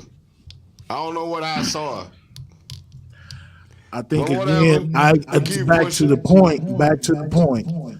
I think the reason why hip hop was too mainstream to be real anymore is before you had to master your craft before you can go outside. Good point. Good I point. sat there. Look, I have been in the presence of Grand Wizard Theodore, the father of scratching, and I saw Grand Wizard Theodore loop a record by pulling the needle back exactly 2 grooves so he could keep the record moving without opening the fader or nothing. Just move the record back 2 grooves and keep it going. And I said to myself, that man has played with his records so long that he could feel the movement of 2 grooves. Like that's Right. Well, that's mastering. missing. Well, we know that's missing nowadays. So even if we look Today at is you get a hot song and you on. no. First of all, you're talking about somebody understanding the groove, right? That's what you're talking about. Real quick, that's what you just said. Right. I'm Secondly, talking about in preference of the past. In today's time, you do not need to master to that level to be considered well, a celebrity of the art. I will tell you this. Not everybody can jump on a motherfucking sampler and know when the fucking groove hits and know what samples to take and know how to move those motherfuckers and know how to make them turn into something else than they originally were. And I'm telling you from somebody who understands technology from when the MPC was as big as a goddamn room to now. You know what I'm saying? They make it easy for motherfuckers. So yeah, my argument is the same as yours, brother. But I'm not making an argument. No. In contrast to what you're saying, yes, it took a lot of skill. You and I should be sitting eye to eye on this. Look, chill, man. In contrast to what you saying, it takes artistry to do what you're doing. At the same time, it doesn't take much artistry to do a 4-bar loop. Like I can't touch this, but look how much money it made. See what I'm saying? So in the eyes of society, that person who didn't have as much skill made more money. But back to what you asked, if we have this evolution, right? The playing field is level, okay? We're a new society of hip hop emerging, and you ask who would be put in charge, who's going to be held accountable, so on and so forth. Your example was Eminem. Well, no. My example was not Eminem being put in charge. I I'm made him as an example. Like you're saying now people worship him. He's the greatest shit. Yeah, like an Elvis. But if the playing field has been leveled, I mean, to what regard would we hold him? Like, what would be the measuring stick, if you will? I mean, you know what I'm saying? Like, are we looking at him because you're a good white rapper? Are we looking at him because he's a good rapper? You know what I'm saying? Like, what would make him so sparkly and shiny among everyone else? I think that right there would be the mark. Well, the mark is pretty clear that he's white, but there are also levels to it because the guy can fucking write. True. You know what I'm saying? I'm not taking anything away from Marshall Mathers. What I'm saying is we also got melanated people that spit way better. And that's my question. How would we do that? That actually is the biggest question. Because I was speaking to somebody earlier today, and I was like, the biggest question is like, we got Kanye with $9 billion. We got, but it's so disproportionate. If you look at Drink Champs and them talking to Snoop Dogg and what it took for him to get ownership, not only of the brand of Death Row, but all the masters and what it took for him to get ownership of that shit. And he might have had to reach out to quite a few people to get the kind of bread that it would take. But even though he's the CEO, it's still filling other people's pockets. And the crazy part is like we got so many, it's disproportionate billionaires, but we do have melanated billionaires. How do you motivate somebody to be like, hey man, can we save our culture? and like really fucking save it, like really do something and be like, so that maybe 20 years and I'm gone, and God forbid you gone, you guys are gone, you live another 20, and you know, the whole history of all the things that we've been speaking and talking about are gone, and all we have is mayonnaise looking ass motherfuckers like, yeah, I'm being inducted to the fucking Hip Hop Hall of Fame. Thank everybody. I like to thank my brother who started me off in this, and you know, mayonnaise won. I'm Lil Mayonnaise. You know what I'm saying? Like, what the fuck? Because it's coming. It's coming. Oh, it's coming. And I don't, let me just say this. To everybody out there hearing it, I don't have anything against any white rappers. I don't have anything against anything. I'm talking about a culture of music. Because if we talk about cultures of music, we also have a problem, not we as a culture, but there's a problem with white rock bands and black rock bands that are fucking amazing, that don't get the same shit. And who made rock? Well, I don't want to say it, but it should go without saying. You know what I'm saying? You know, I remember seeing Beastie Boys and Fishbone. You know who I loved the most seeing? I saw Beastie Boys and Fishbone at the fucking Palladium in San Francisco. Front row. Wow. Them niggas was throwing beers and shit everywhere. It was crazy. But Fishbone opened for the Beastie Boys on their License to Ill tour. And let me tell you something. I don't think I had ever heard of Fishbone before. But I guarantee you I never forgot them dudes. And subscribed to all. It's all black punk rock group that had a sound that was just so fucking infectious and just so, I mean, you know, and at the time, I don't even remember the year, it was in the 80s, but there was just something. And I felt what they were saying, you know what I mean? This is before everything was mainstream and everything. And the only reason that the Beastie Boys even, I believe, they had them on there is because they were punk rock before with their Pussyfoot or whatever the fuck. It was, the name of that group was like Pussyfoot or Pussy something. But I'm telling you, not only did they rock that shit, they killed that shit. That shit was so bananas. And then here comes the Beastie Boys, right? Them being punk rock beforehand, you know, when I think about it now, it's like, but what did it do? Yeah, you know, it just gave, you know what I mean? So, but what, and I'm going to end this real quick. But why do we have to stand behind something that we made? If that makes sense. Why do we have to stand behind? Because we're sharecropping. We're not owning. When you own your Hall of Fame, you say who comes in the Hall of Fame. But this is what I said earlier.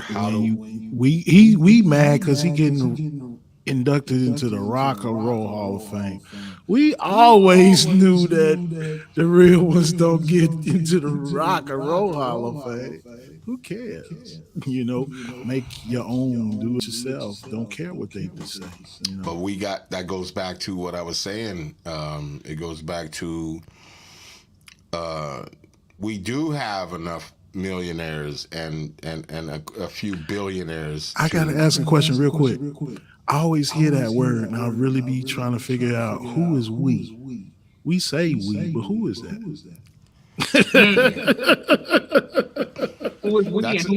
That's a valid question, because I say that shit to my sister all the time when she says, you know them people, and I was like, no, I don't know those people. I know there are some billionaires that look like me, but are they part of we? If they at the restaurant, can we sit down and get something to eat? Okay, I have a very strong statement to say. I have a very strong statement. We, and I will say this, we as a melanated culture know our spending power. And if we as a melanated culture do something, let's say everybody that's melanated stops buying for 3 days and slay the dragon. Slay the dragon. But the problem with that is that because there's so many people of melanin that don't understand, like stop. Just stop. Jump on board, stop, because you got stupid shit like, I'm not even gonna say stupid, Black Lives Matter things, and you jump on board and I say this to say that you jump on board, you do stuff, but the shootings don't stop. This doesn't fucking stop. When it stops is when we all start make a movement and say, okay, I don't know, Martin Luther King Day, and he say everybody stops buying and only buy from black owned. See what happens. I mean, this is full circle shit when you think about it. Oh man, it's deep. It's deep when you think it's the culture. Yeah, and the problem itself is way deeper than just the question that we're asking. It goes back to the core of us as a people. Like, it has to be embedded in you really early in your life that, you are responsible for yourself, your actions, your outcomes, your future. Right. Everything you admit, it literally comes from you. So, and the question that we pose, it seems like the only solution is some three things we talked about. We level the playing field because of a new evolution and there's new emergence. It is. I'm sorry, Nashvino, but part of the realization is this is an uphill battle. Right. This is an extreme up. This is climbing Mount Everest type shit, because not only do we have ourselves against us, we also have the government and political parties and political countries and things of that nature that are against all that shit. Why are they against that shit? Well, you got the most ingenuitive people on the fucking planet that can make anything out of nothing. You want it, but you don't want it. But you can't help yourself to want it. You know what I'm saying? And we're in a point in time where I feel like there can be a difference made because it's so wanted. I mean, it's been wanted. Rap music makes more money than any genre of music. It's infiltrated the entire world. And there is no fact that you could tell me different. It's infiltrated and mind you, not taking anything away from my African brothers out there that are in Africa that are being industrious and being creative and are making things happen, because they are also out there doing the same thing. But it's motherfuckers from this country that move the motherfucking world. And that, my friends, is a goddamn fact. Hip-hop,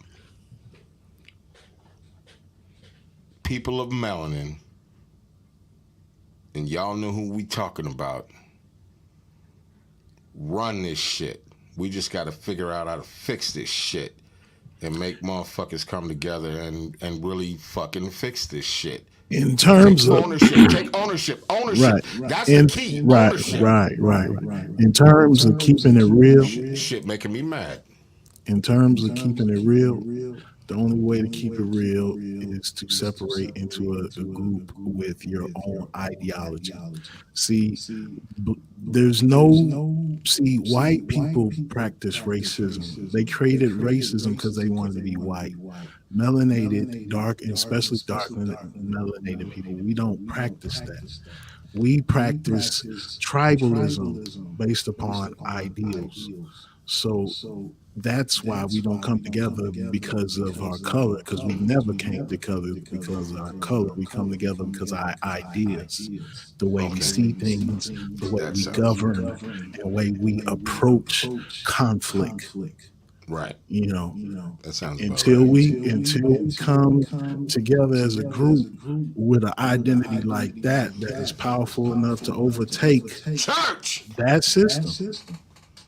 Church. You know. Well, that goes back to what I was saying when I'm speaking on, like, okay, we got let's say we got 10, 15 people that are worth over $100 million, right? And we maybe have 5 to 10 that are worth over $1 billion, right? Why can't these? Why? Hey, let's move. Like, you know what I mean? Pull some shit together. Like, you know what I mean? If you take that gross national product of the trillions of dollars that people of melanin spend on a daily basis, you can shut a system down. Yeah, but why? But why would they do that? Why? In order to make change, in order to make real change, you have to shut shit down. Right? But then after it gets shut some down, motherfuckers don't want to take the sacrifice. The sacrifice may be the store's closed. Right. But then So what happens? What happens after it's shut down? Well, before you shut it down, it's practice planning and you know what I'm saying? The 3 Ps. Yeah. To me, it goes back to my point. If you close yourself off and created your own community, when you decide not to trade with other communities, you still are able to be vibrant within your community. See, then they have to do business with your community. They would be slaves to what we do. You have a better seat at the governmental table to get things done within your community. Because your community is solid, your community is solidly rounded. Little village don't have bridge problems and pothole problems we got. Well, they do. You know what I'm saying? They do. Let's not get too. What I'm too saying much is into that. community. I only say that because I'm only speaking to people of melanin, and in trust and believe. They don't give a fuck about them as much as they give a fuck. They don't give a fuck about. They don't give a fuck about nobody. That's facts. When you have shoot the Mexicans just as much as they shoot them. They shoot a Puerto Rican. They'll shoot. Man, if a motherfucker ain't white and reach, he trying to get his wallet. His ass is blown. If you have your own community, then you can boycott another community, and it makes sense. If you want to tear down a system and have nothing to replace it with, you're a dummy. Yep. You need to keep the system that's working, and you need to blend in and vote so you can get your community to where y'all say, okay, now y'all can fall down because we got electricity and water and all type of community necessities, groceries, all this. We got that. Well, we know we live in a broken. Where it matters. We know we live in a broken system, and to be honest. Listen, that's politics. They gave our community to the Arab because they was raiding his community. So as a way of making business with them, you can come to America. Who was they selling? They wasn't selling they could. They were selling ours. So why was they able to do that? Oh my goodness! You know, because we was not able to shut the door on them. That's why. Well, I have a different perspective on that, but look. I would love for us to have the same perspective sometime. Yeah, what's their perspective? 3 different people. We might greet each other on one thing. We might greet each other on one thing at points, but it would make no sense that we would like love everything at the same fucking time. Sometime, every time is a whole different word, bro. Okay. What was you about to say? No, actually, I was saying something, but go ahead, Nashvino. No, we were saying that if we use our buying power, which I agree with. But what I'm saying is, once we use our buying power, we achieve what we set out to achieve. Then where do we go from there? I think the consistency Well, is where it might fall apart. okay. Well, yeah. Well, see, this is where it gets very tricky, because who do you trust? And this goes back to what he was, Goodking was saying about voting for people or whoever in the fuck. The key is, like, who do you trust? You know what I'm saying? Because you can't trust a politician, period. You know what I mean? Right. People come in saying they're gonna fucking, do all this shit for the neighborhoods, do whatever, nothing happens because But that goddamn bread. Consider this. What you just said is basically what Goodking was saying, that instead of looking at it on a national level, if we break it down into communities. So, like, a community would police itself, a community would elect its own officials, and those people would represent us at the national level where it matters. Actually, they tried that. I just watched some documentary on that shit, I swear.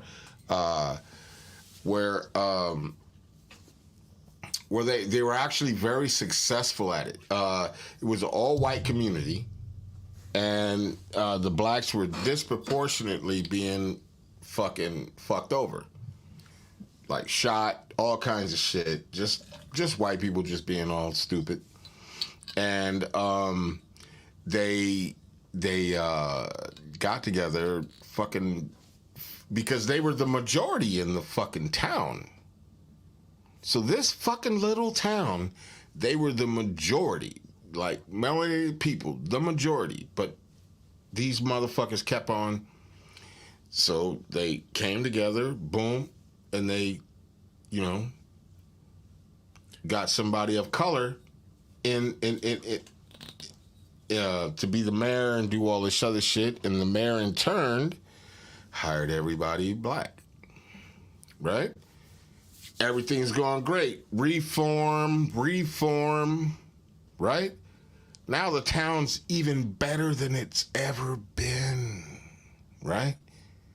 Here's the problem. Big company comes in with trillions of dollars.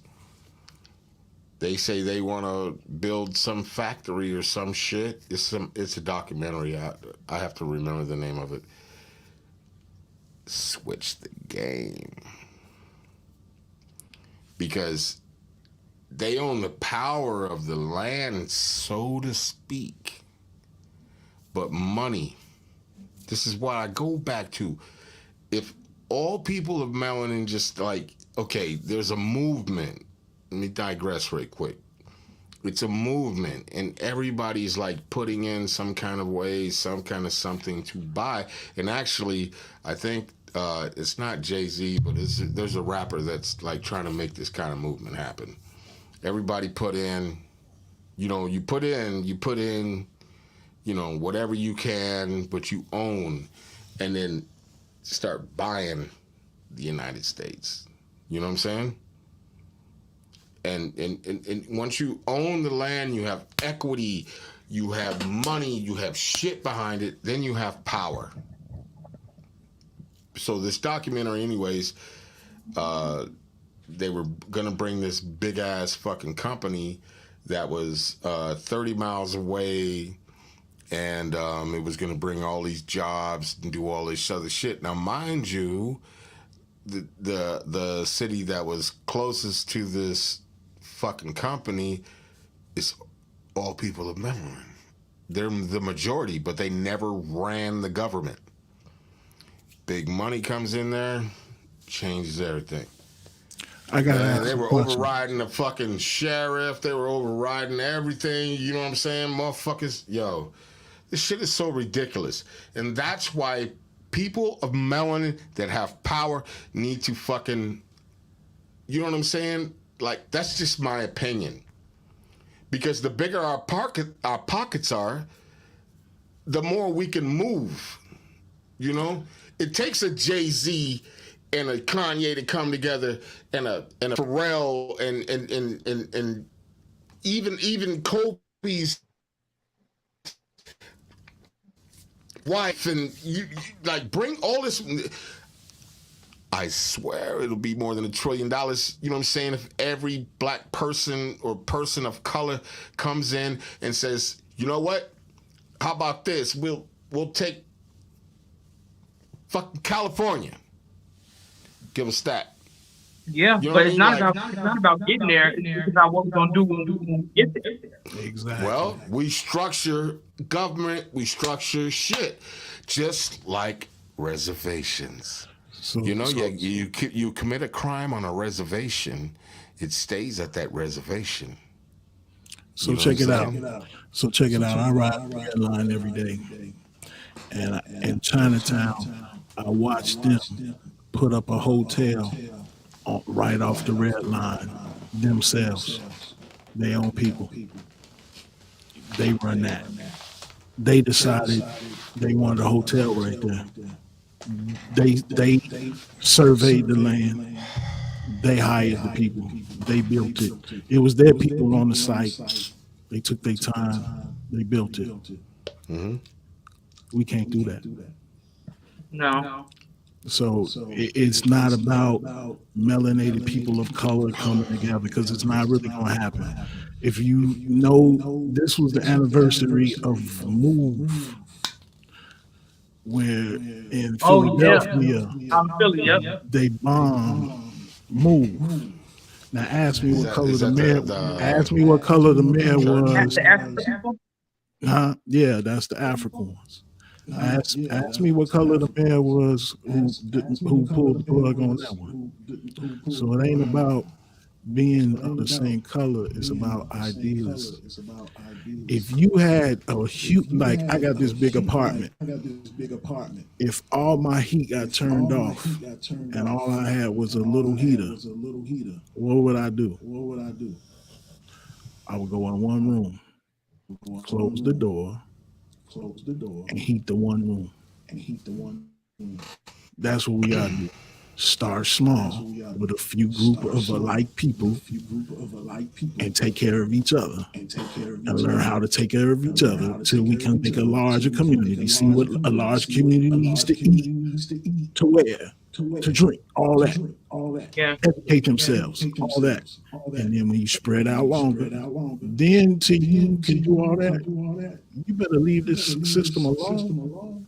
Yeah, because you know what, Goodking, we had a conversation about that situation with the move, because the ideal behind what they were trying to do was beautiful, but they grew too fast and they had no resources. You know what I'm saying? And it was too easy for them to be able to cut them off, because they hit them right where you know they depended on somebody else.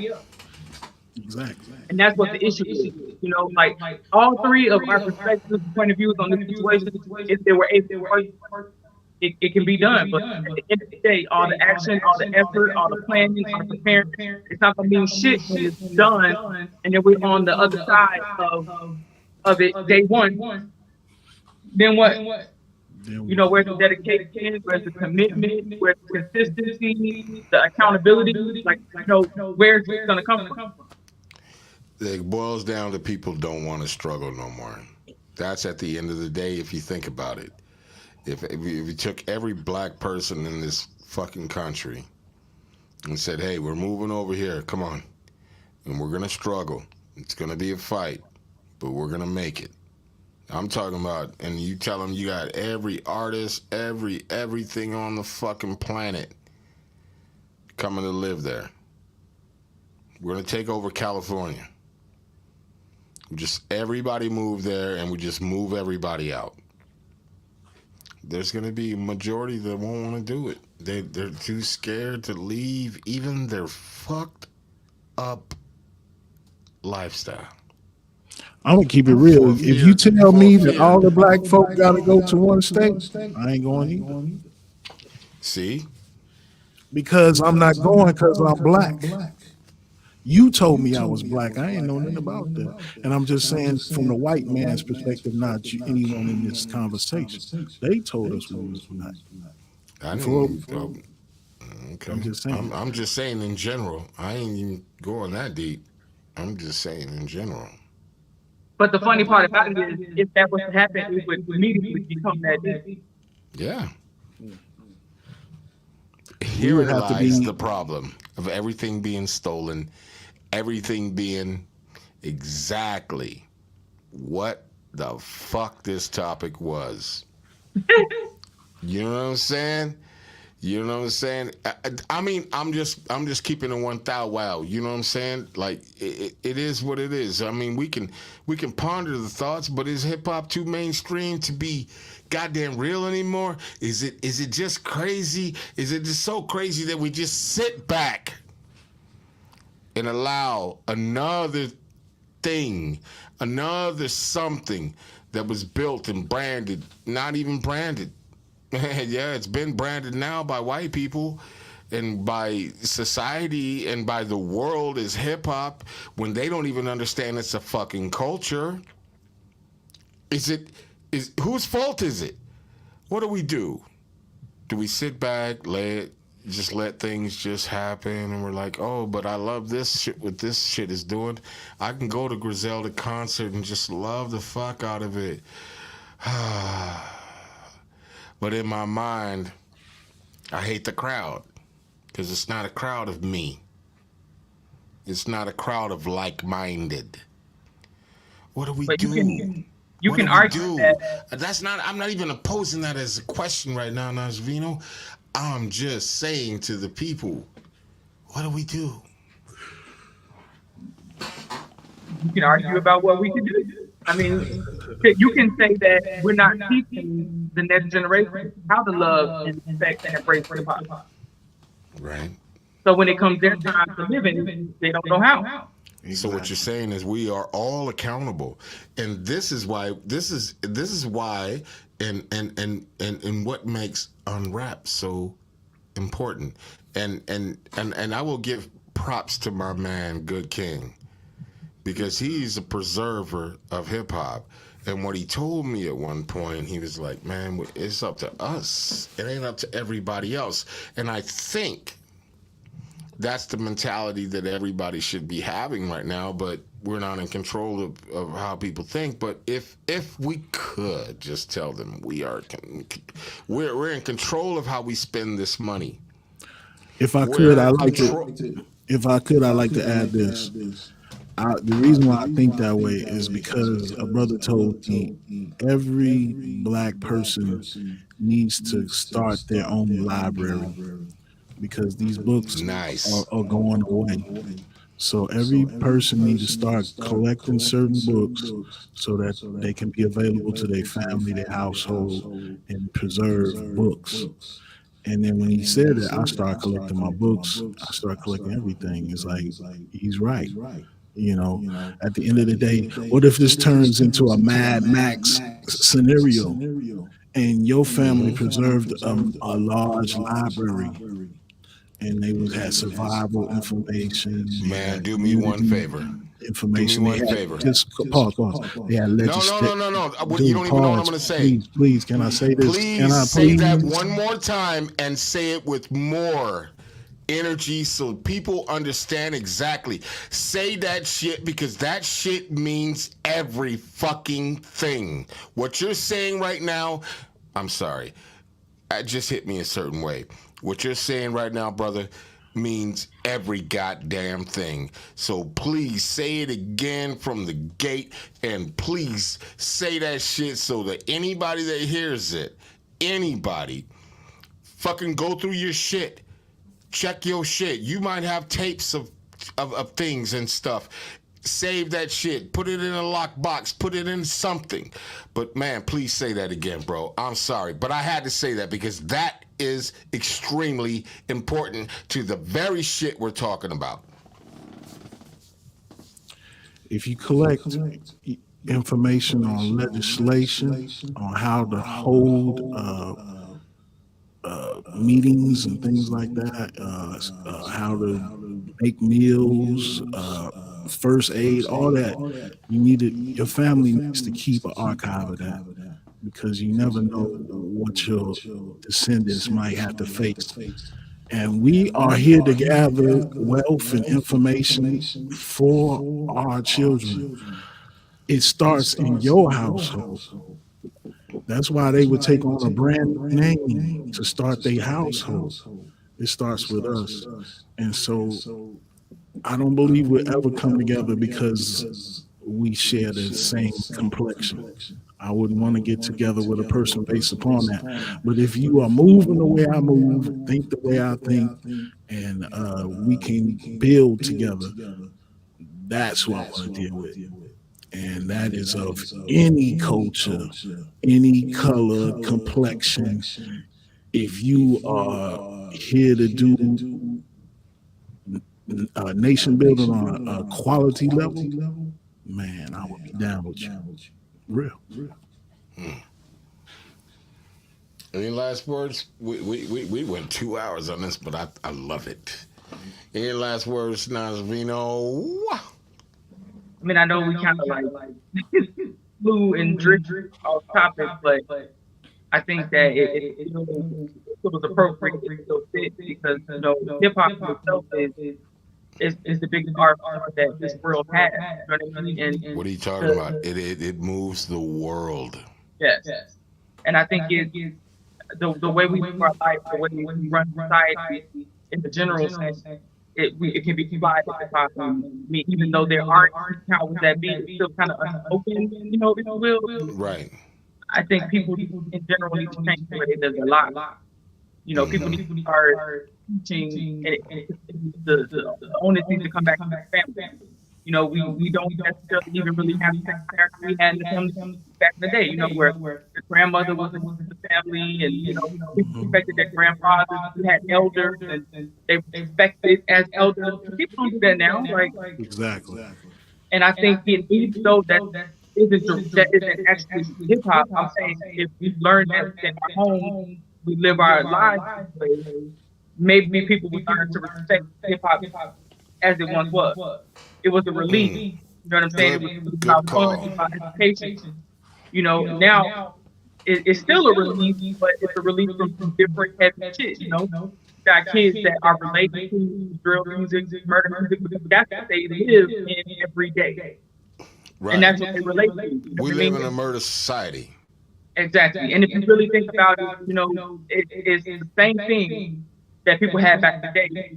People were breakdancing, people were going to parties. Night fight probably was the most drastic thing you would see, and now it's like the culture in itself is way more in your face, it's way more aggressive. Right. At this point in our life, murder is the end result. Before people could resolve a two words. Now that's not how it works.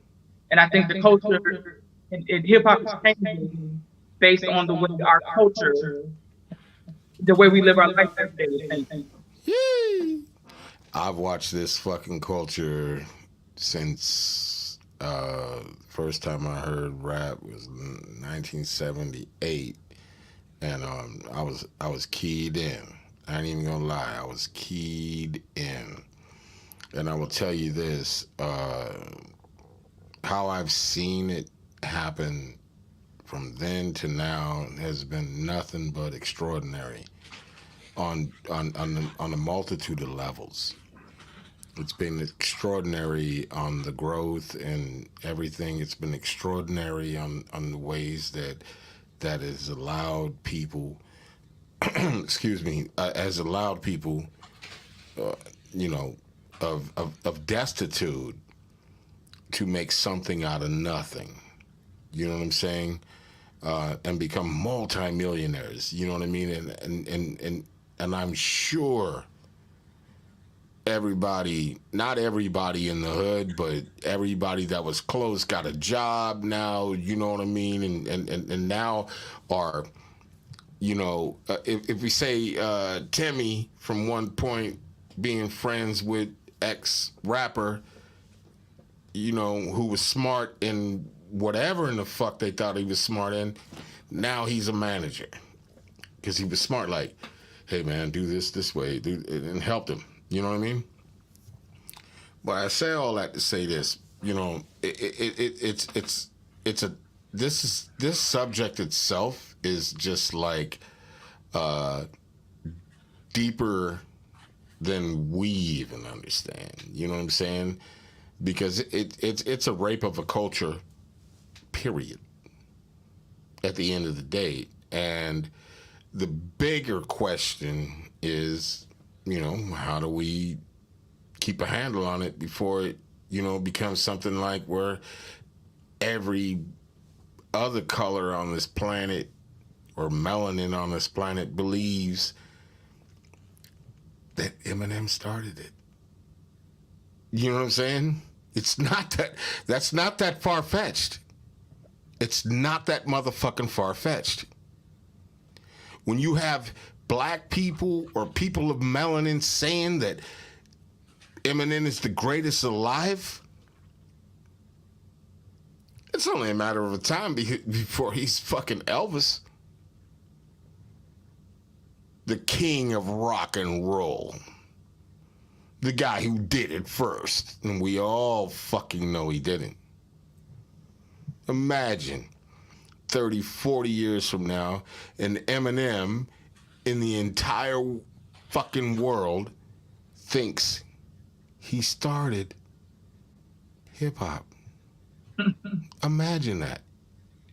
Because it happened with Elvis. Let's be very clear. Let's be very clear. There won't be any proof that he did. But thanks to people like myself, people like Goodking, who make a purpose. You know, my purpose is not even as big as his. I'm no homo or nothing. But his purpose, like really saving all of that stuff, man, I was amazed at the amount of hip-hop history that this man possesses, and what he has, flyers and stickers. And I brought a little tiny sticker, but that little sticker that I brought him, he was like, whoa! You know what I mean? It's Radio and Joe Cooley. Old school sticker from back in the day. Everlasting bass. You probably don't remember that shit. You was a little shouty. Probably wearing a Catholic skirt. Whatever. Anyways, that's another story.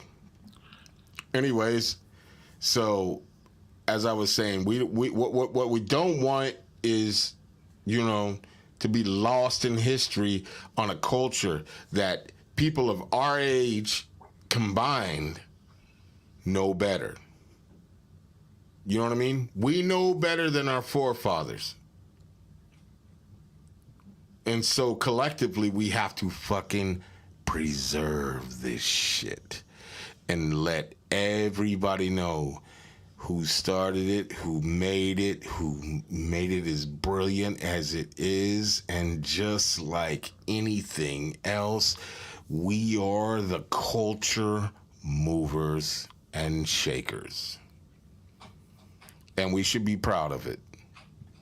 Not so proud to be ghetto about it, but proud, like, yeah. You see the clothes you're wearing? When you see people wearing that shit, like, it wasn't for me, you wouldn't be wearing that. You know what I'm saying? If it wasn't for me, you wouldn't be walking like that. It's like I told somebody earlier today, I was like, man, I went to the Griselda concert, man, and I was watching these motherfuckers walking in, and they was walking all stiff and straight, even in their shorts. There's so many people in shorts, I couldn't believe it. And all of a sudden, they slapped a hoodie over their head. Now they walking gangster. Gangster. With your dirty ass fucking Vans and your dirty socks and your... Come on, man. These dudes, Griselda, they're fly guards. Everything they wear, you fly. And there was dudes that came in that was fly as hell because they thought they was going to see the same show I was seeing. Nope. No. So we can end this by saying this. We can end this by saying this.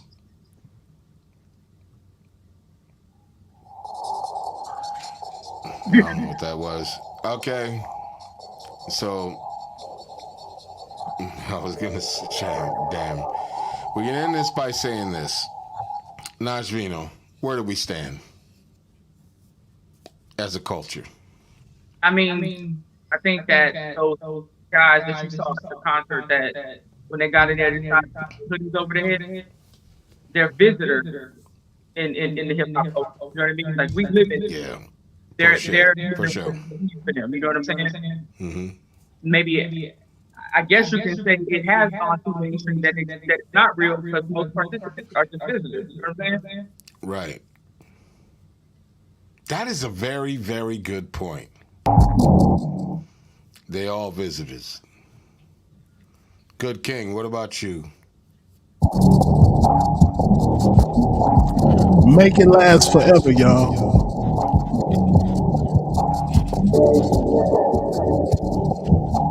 That's all I say.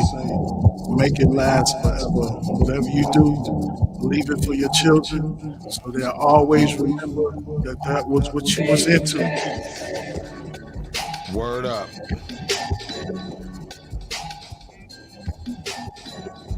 And with that being said, you know what it is. We out. We'll be back next Friday.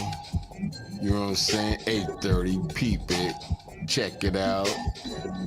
Y'all ain't got nothing to say. I can't be always the only one talking, man. Come on. We already closed it out with our closing remarks. All right. So we'll be back 8:30 Friday. We might start doing some extra shit. Nah, I know we gonna be doing some extra shit. You know what I'm saying? Let's do it. All right. Love, peace, soul.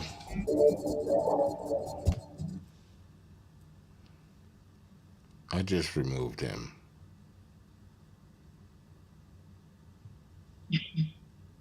No, he's removed. Are we still live?